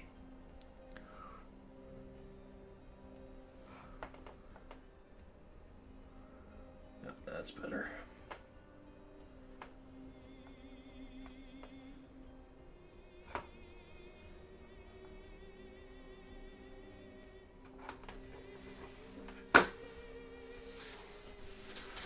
How long do you plan to stream? I don't know. Well, since I'm streaming tomorrow as well, I don't think I'm gonna stream that very long. Right now, yeah, I think maybe still half an hour or something like that.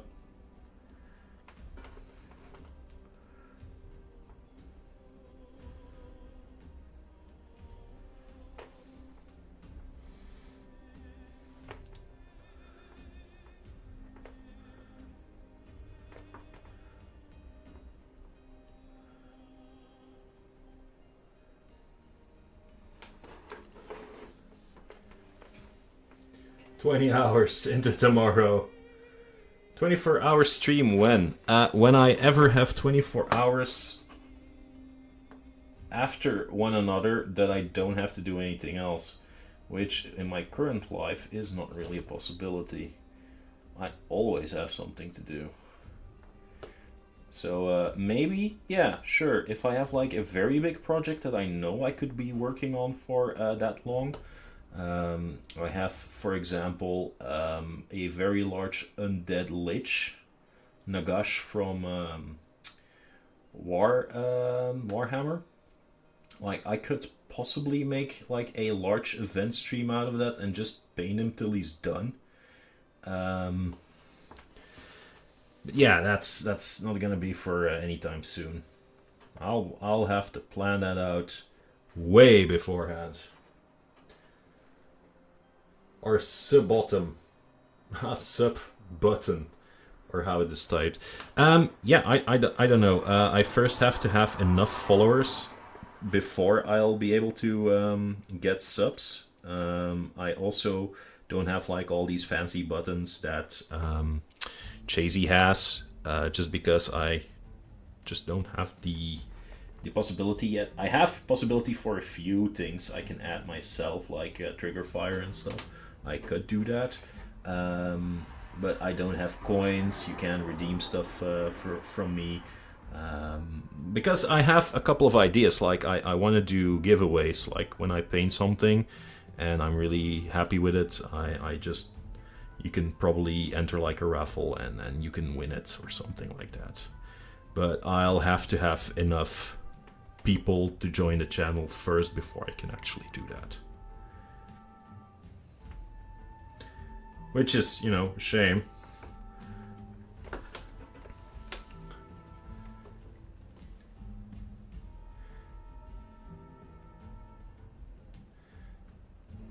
You don't know what the event is. When you get sub, you have to stream for 2 hours more. Oh boy. Just dropping by real quick. I'm currently at an after-work drink. Hope the stream was a treat, though. Well, you can always look at it later. The tree looks real nice. Thank you. Thank you. And you have a timer which always go up when you get subscribe, and you can't turn off the stream. Oh boy, that sounds horrible. Well, horrible. That sounds intense. Like at a certain point, your streamers or your followers will just have to let you, go to bed, I guess. You could kill a man like that, Eva. Man needs sleep. Man needs food.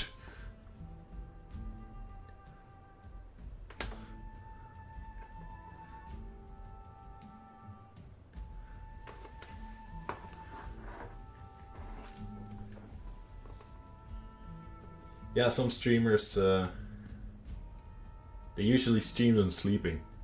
That's nice. Yeah, some streamers stream when they sleep. I know one which streamed for a whole month. Well, you can sleep and eat behind the camera. Big Brother was popular. Yeah, true, but then it's about seeing someone just doing nothing or just living on a stream. And I mean, like, sure, if that's your thing, go for it, but trying to match up the styles here in the wood, and I think it's looking pretty similar.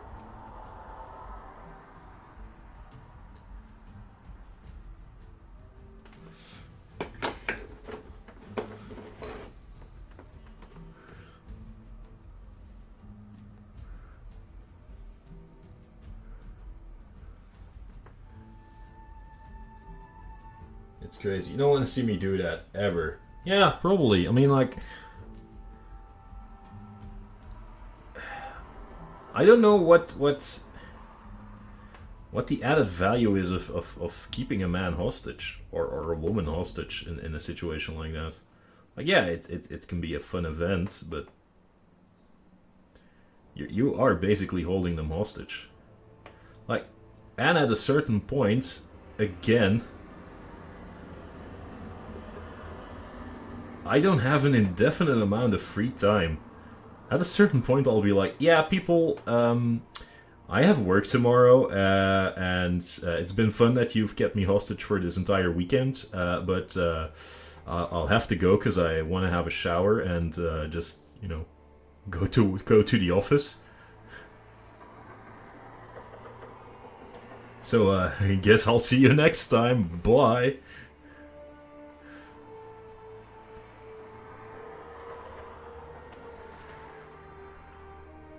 I snore like a sawmill and my my beard eats along sometimes. Well, you mostly get a lot of subscribe money and stuff, but that's gonna get then it's getting bad. You can turn off the sound. Yeah, well,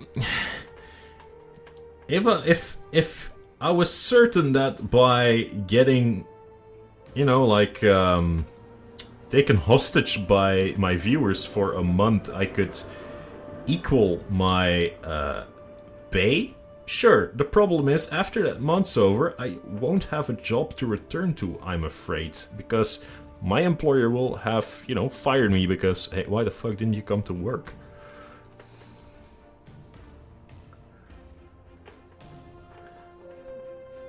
And he'd be right.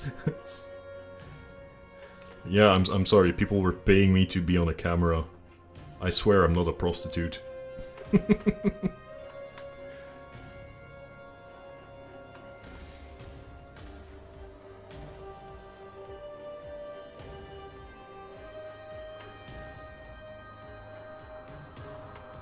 But it's true, you don't have any privacy. Yeah.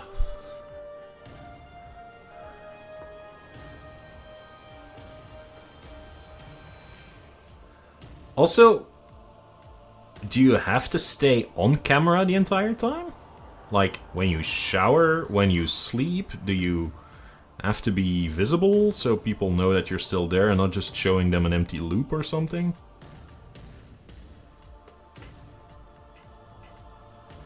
I swear it's for Twitch, not OnlyFans.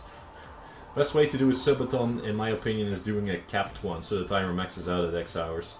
No, you don't have to, you can just turn off the stream and have to be like, yeah, true. Yeah, well, Dre, that seems to be the logical one. Like, okay, I'll start with, let's say, 6 hours, and my cap is, let's say, 48 hours.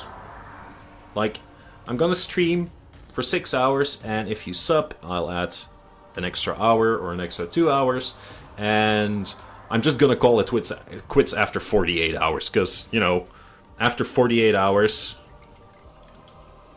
it's getting a bit much. But then, if it's capped, I will be like, okay, you know what? And I'm gonna stay awake for those 48 hours. Or I'll try to be. Because, you know, after like the first 24 hours of no sleep, you start seeing and hearing shit, so... Well, you can't know how many creeps or which you want to have you sleep, yeah. Plus 1 sub, plus 30 extra minutes with a cap of 48 hours. Yeah, sounds reasonable. Sleep streams are a thing for some weird reason. I think it's voyeurism. Like, people just like to watch other people's lives, I guess. They like being able to get an eye full of what's happening on the other side. Yeah, this also looks pretty good.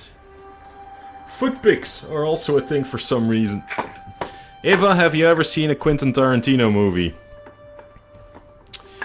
That man has a foot fetish, and it shows in every single one of his movies. That man has a fetish, and he doesn't even care if anyone knows about it. He makes sure everyone knows about it. No, but I've been asked to sell my used socks. That is horrible. Yeah, it's a bit like that Belle Delphine thing with the bathwater. It's like, hey, you know what? You do you, man, but can you try to tone down the creepiness factor a bit? Because this is really weird. Like, hey, if you want to buy someone's merch, go for it. And I'm in Belle Delphine's camp in this one. It's like, hey, if people want to buy your bathwater, fucking sell it to them. Like, hey, go for it. If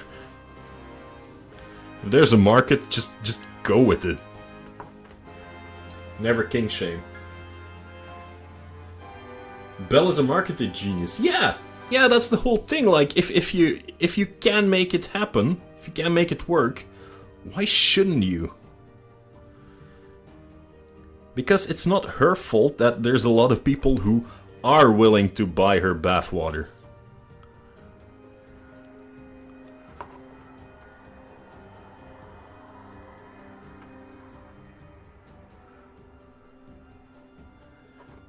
Just don't think about what those people might do with that bathwater, because then it's getting really creepy.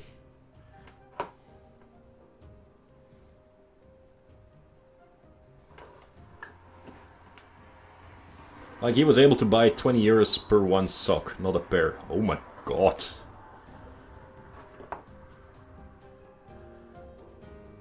Thank you.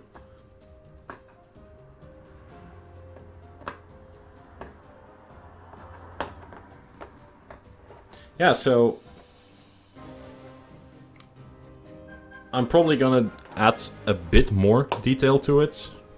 Because again, this tree, in relationship to a character, is pretty big. So, I'm just for reference sake, I'm just gonna grab a standard size. Gonna take Rebecca!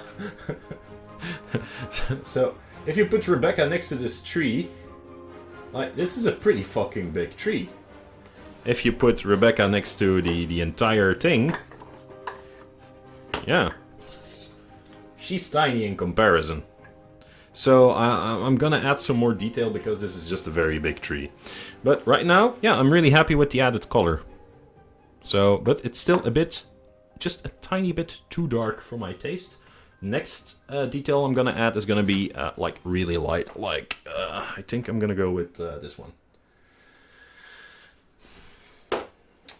She's actually an interesting person. She sells that persona as if it's who she is, and meanwhile she's actually really intelligent. Well, yeah, but she kind of went down when she started to do actual porn. Yeah, that's true.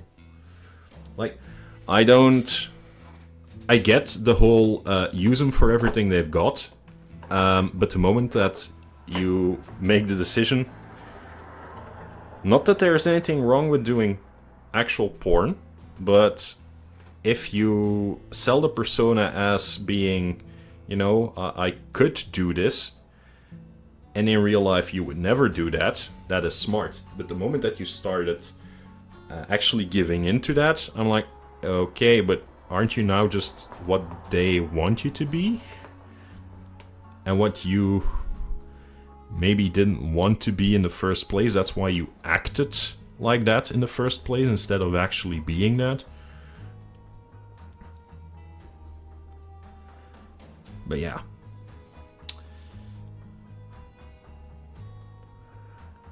Live and let live. Again, she's making way more money than I am. Probably, or she did at least for a while. I don't know how she's doing now.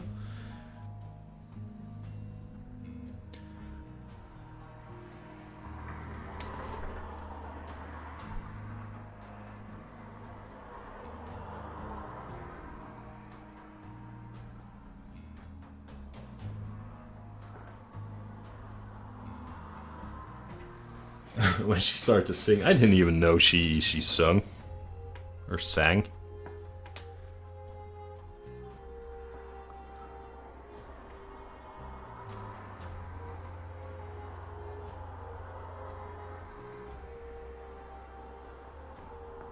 Like, when she was kind of innocent and childish, not revealing herself, a lot of people was interested. But when she fully went for it, some of them were mad and not interested anymore. Yeah, because that's kind of the sad thing. Like, when she was shy, people actually thought, oh, she's sweet, she's reserved. This is the kind of girl that I want. She's just there for me, and we share a special bond because I subbed to her and I talked to her and I got a PM back and I bought her bath water and stuff. And yeah, they're basically deluding themselves, but it's a shared delusion between all those people. And when the moment that she starts to be nude and people actually could see that, they were like, oh yeah, but she isn't pure anymore. This isn't my fantasy anymore. This isn't... She isn't exclusive. Which, you know, she never was, but those people actually believed it.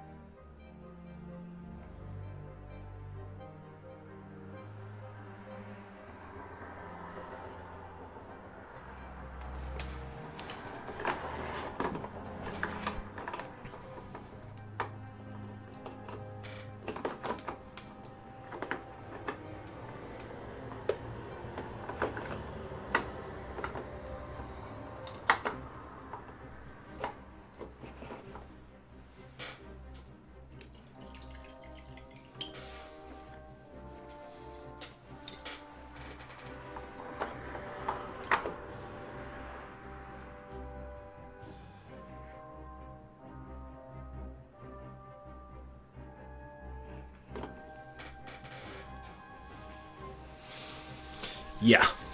This is,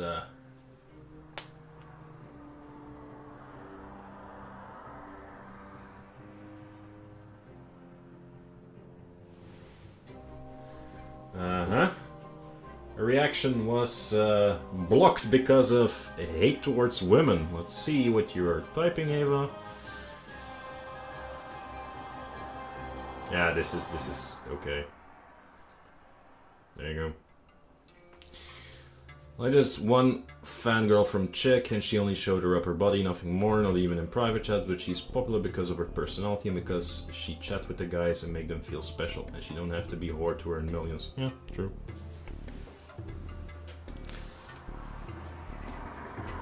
Yeah, but it's part of selling the illusion, and if you can't sell the illusion anymore, well, it goes down rather quickly.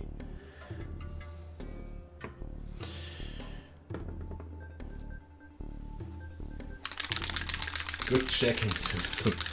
Yeah, well, it was the whore that triggered it. Which, you know, I'm totally fine with. Like, again, I rather have it that it asks me, hey, do you want to allow this word, than just allow the word. Because here the context is quite clear, but yeah. 18 plus channel. Yeah, true, but there's a difference between talking about someone being labeled a whore and labeling someone as a whore. Like, the first thing I get. As it's part of a discussion. A civil discussion. The second one, no. No one's gonna get called a whore. It's smart, you can check it before having problems or insults. Yeah, true.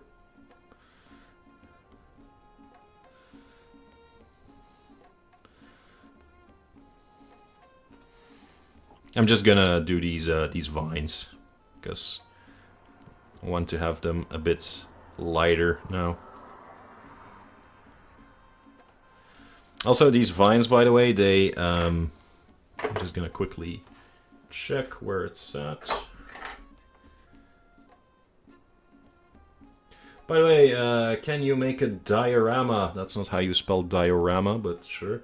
Diorama for my new character. I have a small idea. Sure, man. Just send me your idea and I'll see if I can make it work. So you have this part of the foliage, and you can have like this vine sticking in here. There's also a piece there, so just gonna try and simulate how it looks.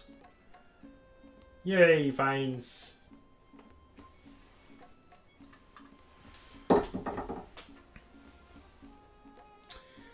Some people have moderators which don't check it instantly and then have problems with bans. Yeah, well... Like... You get a pretty big pop-up when a bad word or a word is flagged, so it's not really that difficult to immediately check it. Like, I know that when Chazy's streaming, I get it as well as a moderator, and it's really easy to just quickly go over what is being said, and if it's not hate but just the use of a word. Like, we've had the discussion here with a couple of friends, because in Dutch you have a couple of words that would register as being bad words according to Twitch in English. But it's a pretty normal sentence in the Dutch language.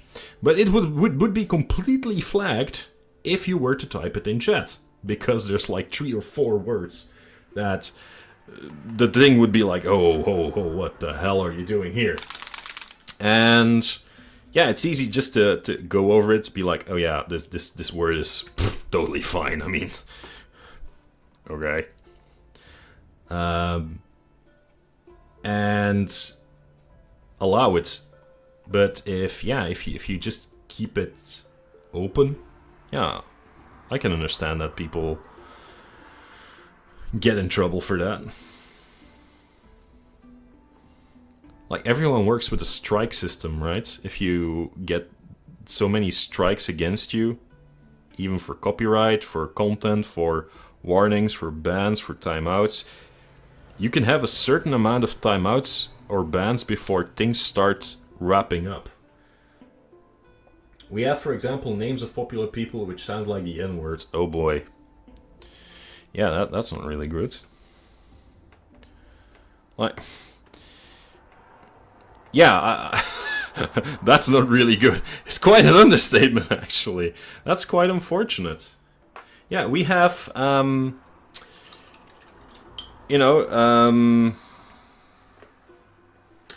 word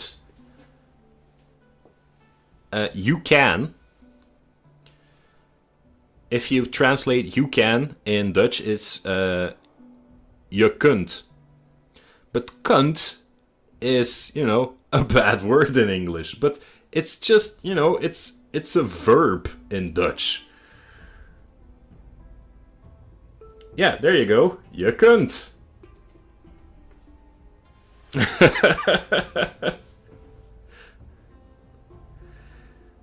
So yeah,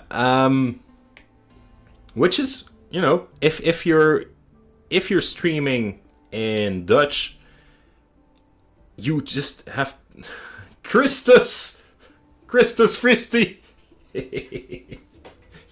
Yeah. Hey Celine, how are you doing? You've made it, just in time. Yeah, for those who don't know, my real name is Christophe Fruru, and I have had a lot of fun with people getting my first name and my last name wrong. In the way that it has turned into Christus Fristi. So yeah. Yeah, actually people have named me Fristi Fruru. Yeah, this is really weird. There you go. For some, yeah, that's really weird.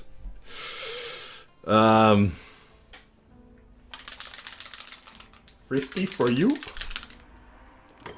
Yeah, yeah. That was a really weird part. I didn't know your whole name. Well, there you go.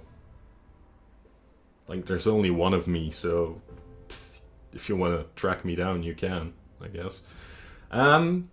Yeah, that's the weird part. It's like, normally my last name, Fruru, would be pronounced badly, so I would assume that they would turn the Fruru into Fristi, but no, they've turned Christophe into Fristi, so it was Fristi Fruru, which is... what? Well, I am not even gonna pretend I know how to pronounce that, Eva.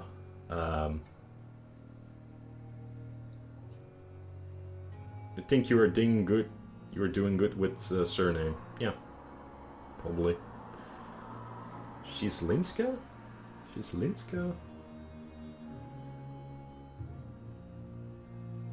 Am I typing again? Cis Linska. What am I making? I am making a diorama, actually, Salinas. It is a very large jungle tree with a waterfall between its roots. I'm going to try and show it to you. It's like a multi-part 3D print. So I'm gonna try and show it. So here's the waterfall, but it is a big tree. And I am putting it together. Well, not together yet, I'm painting it in different parts. So, yeah, it's getting there. And yep, break it down. It still has, like other branches that go on there. Like so. So it's getting really, really, really big. And there's gonna be like a piece of a river attached here. And I think I'm gonna do something diorama-like around it. So I'm looking for maybe lizardmen, like you know, lizardmen or the Seraphon from Warhammer. I was thinking about those because those are pretty cool, and I know like Davey likes Lustria. So, yeah, maybe something like that. And I printed this. Yes, Eva, I have printed this. I have... just gonna quickly... I have a 3D printer. And I've printed this over a very, very long time. Actually, I can just...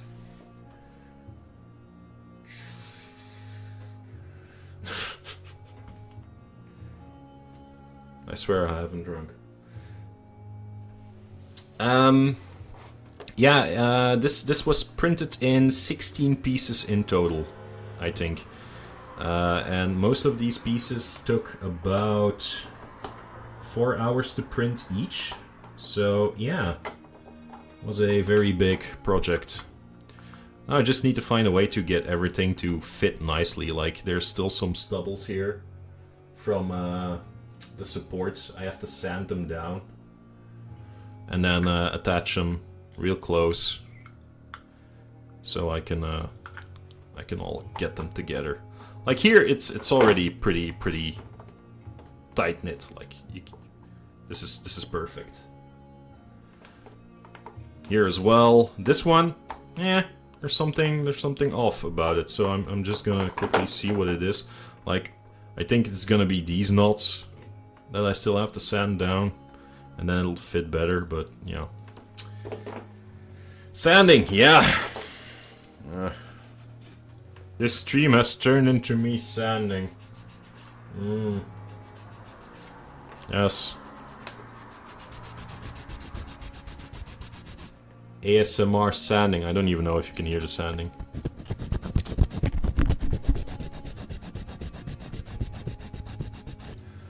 You made some figurines and primed. But you're too scared to paint them. Silliness, that's why I invited you over for painting session when? I told you, come on over. I'm gonna teach you how to paint miniatures. Also, even locally people mess up my name and it's not that hard. Yeah, it's Dreywolf. Sand me, ooh. Sand me, senpai. Yeah, no, that's the other side of the internet.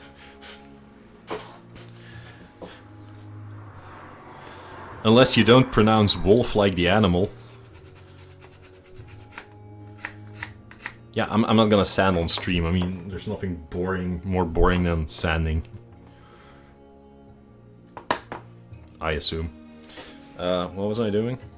Oh yeah, the vines. Yeah, okay, they're done. There's more vines on top of this one. I'm gonna do those as well already, so they're all the same color.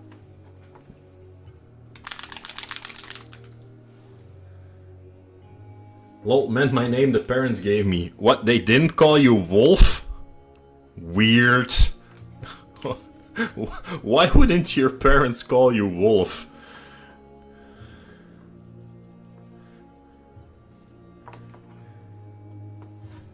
So, senpai, tell us more stories.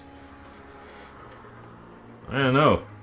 Do you want more stories? Because I have the feeling that people just want to talk now. Also, it's almost my calling hour, so I'm just gonna do these vines real quick. And then I think I'm just gonna head over to just chatting for a bit more. I have some more of these streams in me. These are gonna primarily go into the weekend, probably. And then I can keep on talking about Dungeons and Dragons, of course. I wish I figure out that my name means life. My name means bearer of Christ with the cold heart. That's what my first name and my last name mean together. I have a cold heart, but I'm apparently the bearer of Christ, so go figure. Apparently I shouldn't have carried him, I should have dropped him or something.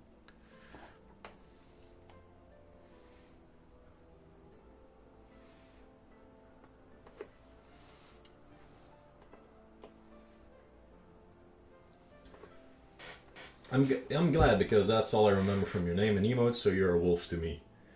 Imagine, like, you have no idea how someone looks, and the only idea you have in your head is like, yeah, that man is a wolf. Like, I don't even think of him as a man. The idea I have is, he is an anthropomorphic wolf.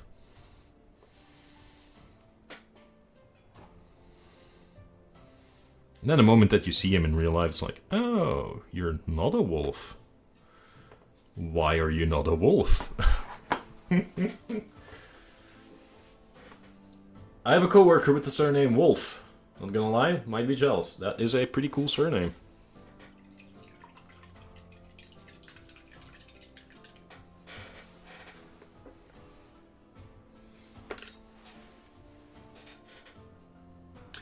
I know someone with the surname Demon, but it's spelled demon, which is also pretty cool.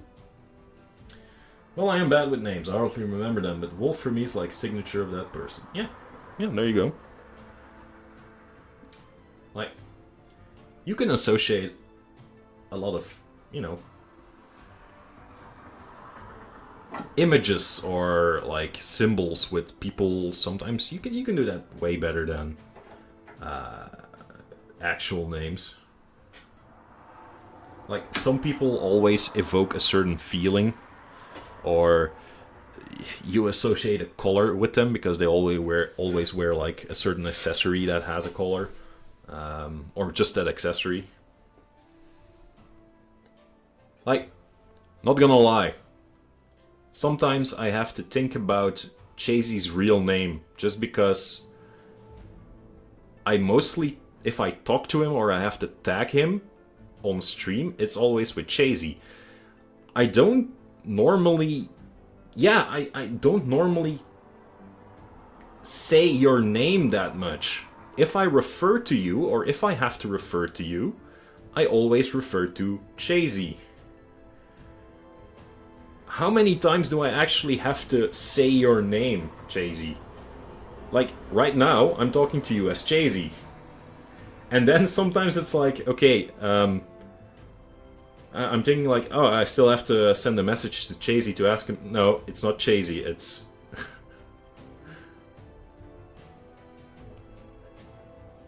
It's just the force of habit, because I associate... Yeah, who's this Michael guy again? Yeah, no, but sometimes I'm like, yeah, no, it's not Chazy, it's Michael. The name of the city I live in is derived from my surname. Really is? Where do you live? No, you don't have to dox yourself, but...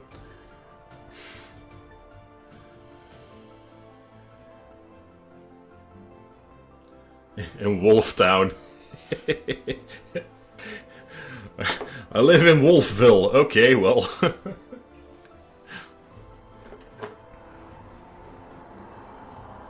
Like, I wouldn't even be surprised if they have a Wolftown in South Africa. Pretoria. Wait, I thought Pretoria was a region. Is Pretoria a city?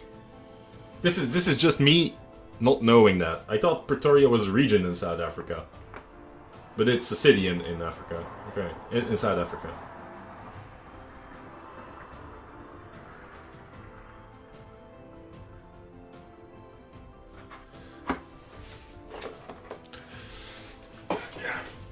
Anyway, quickly hopping over to just chatting. Because I'm done with it for today. It's not that I wouldn't be able to do anything else, but it's getting late.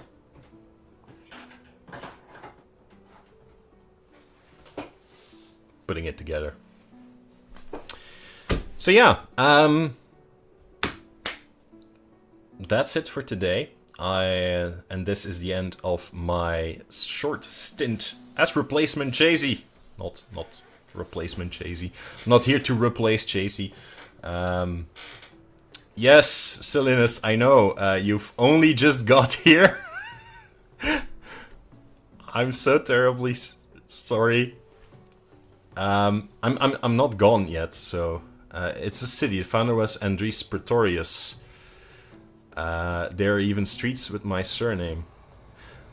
Well, you need more of Christ. Well, I was gonna say something, but I'm not gonna finish the thought. Well, Dre, to be honest, I thought your name was gonna be Dries or Andries, because Dre Andrew is, yeah.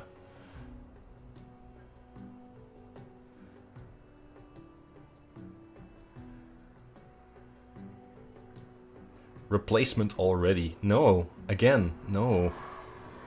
It's not a replacement. I'm here to fill in. I'm what's it called?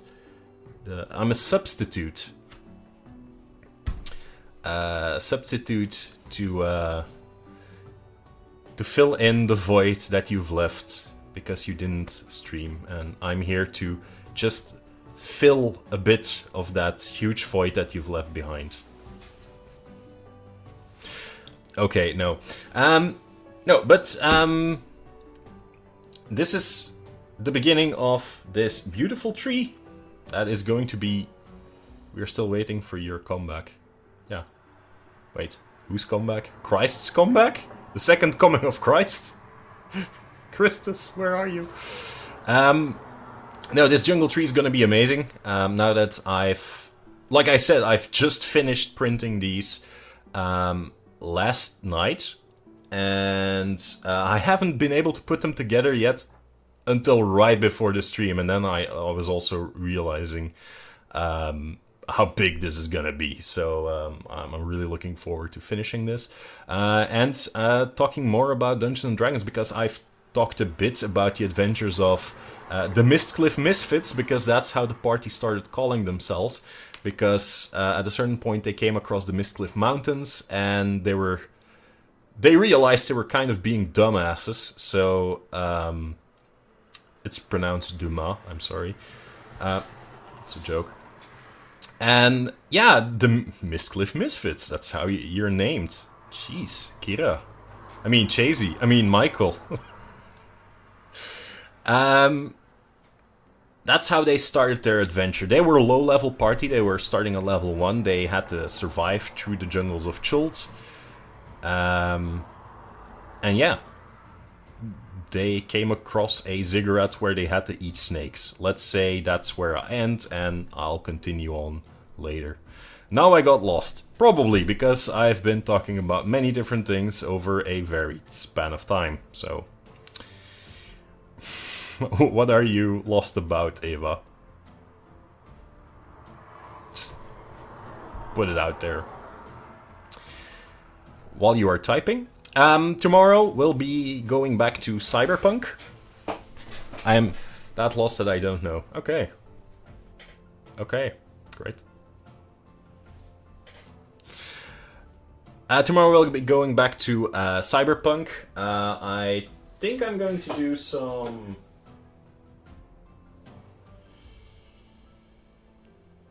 corporate dudes, because those are pretty easy. Sometimes can be easy. And I think I'm gonna start on Atom Smasher as well.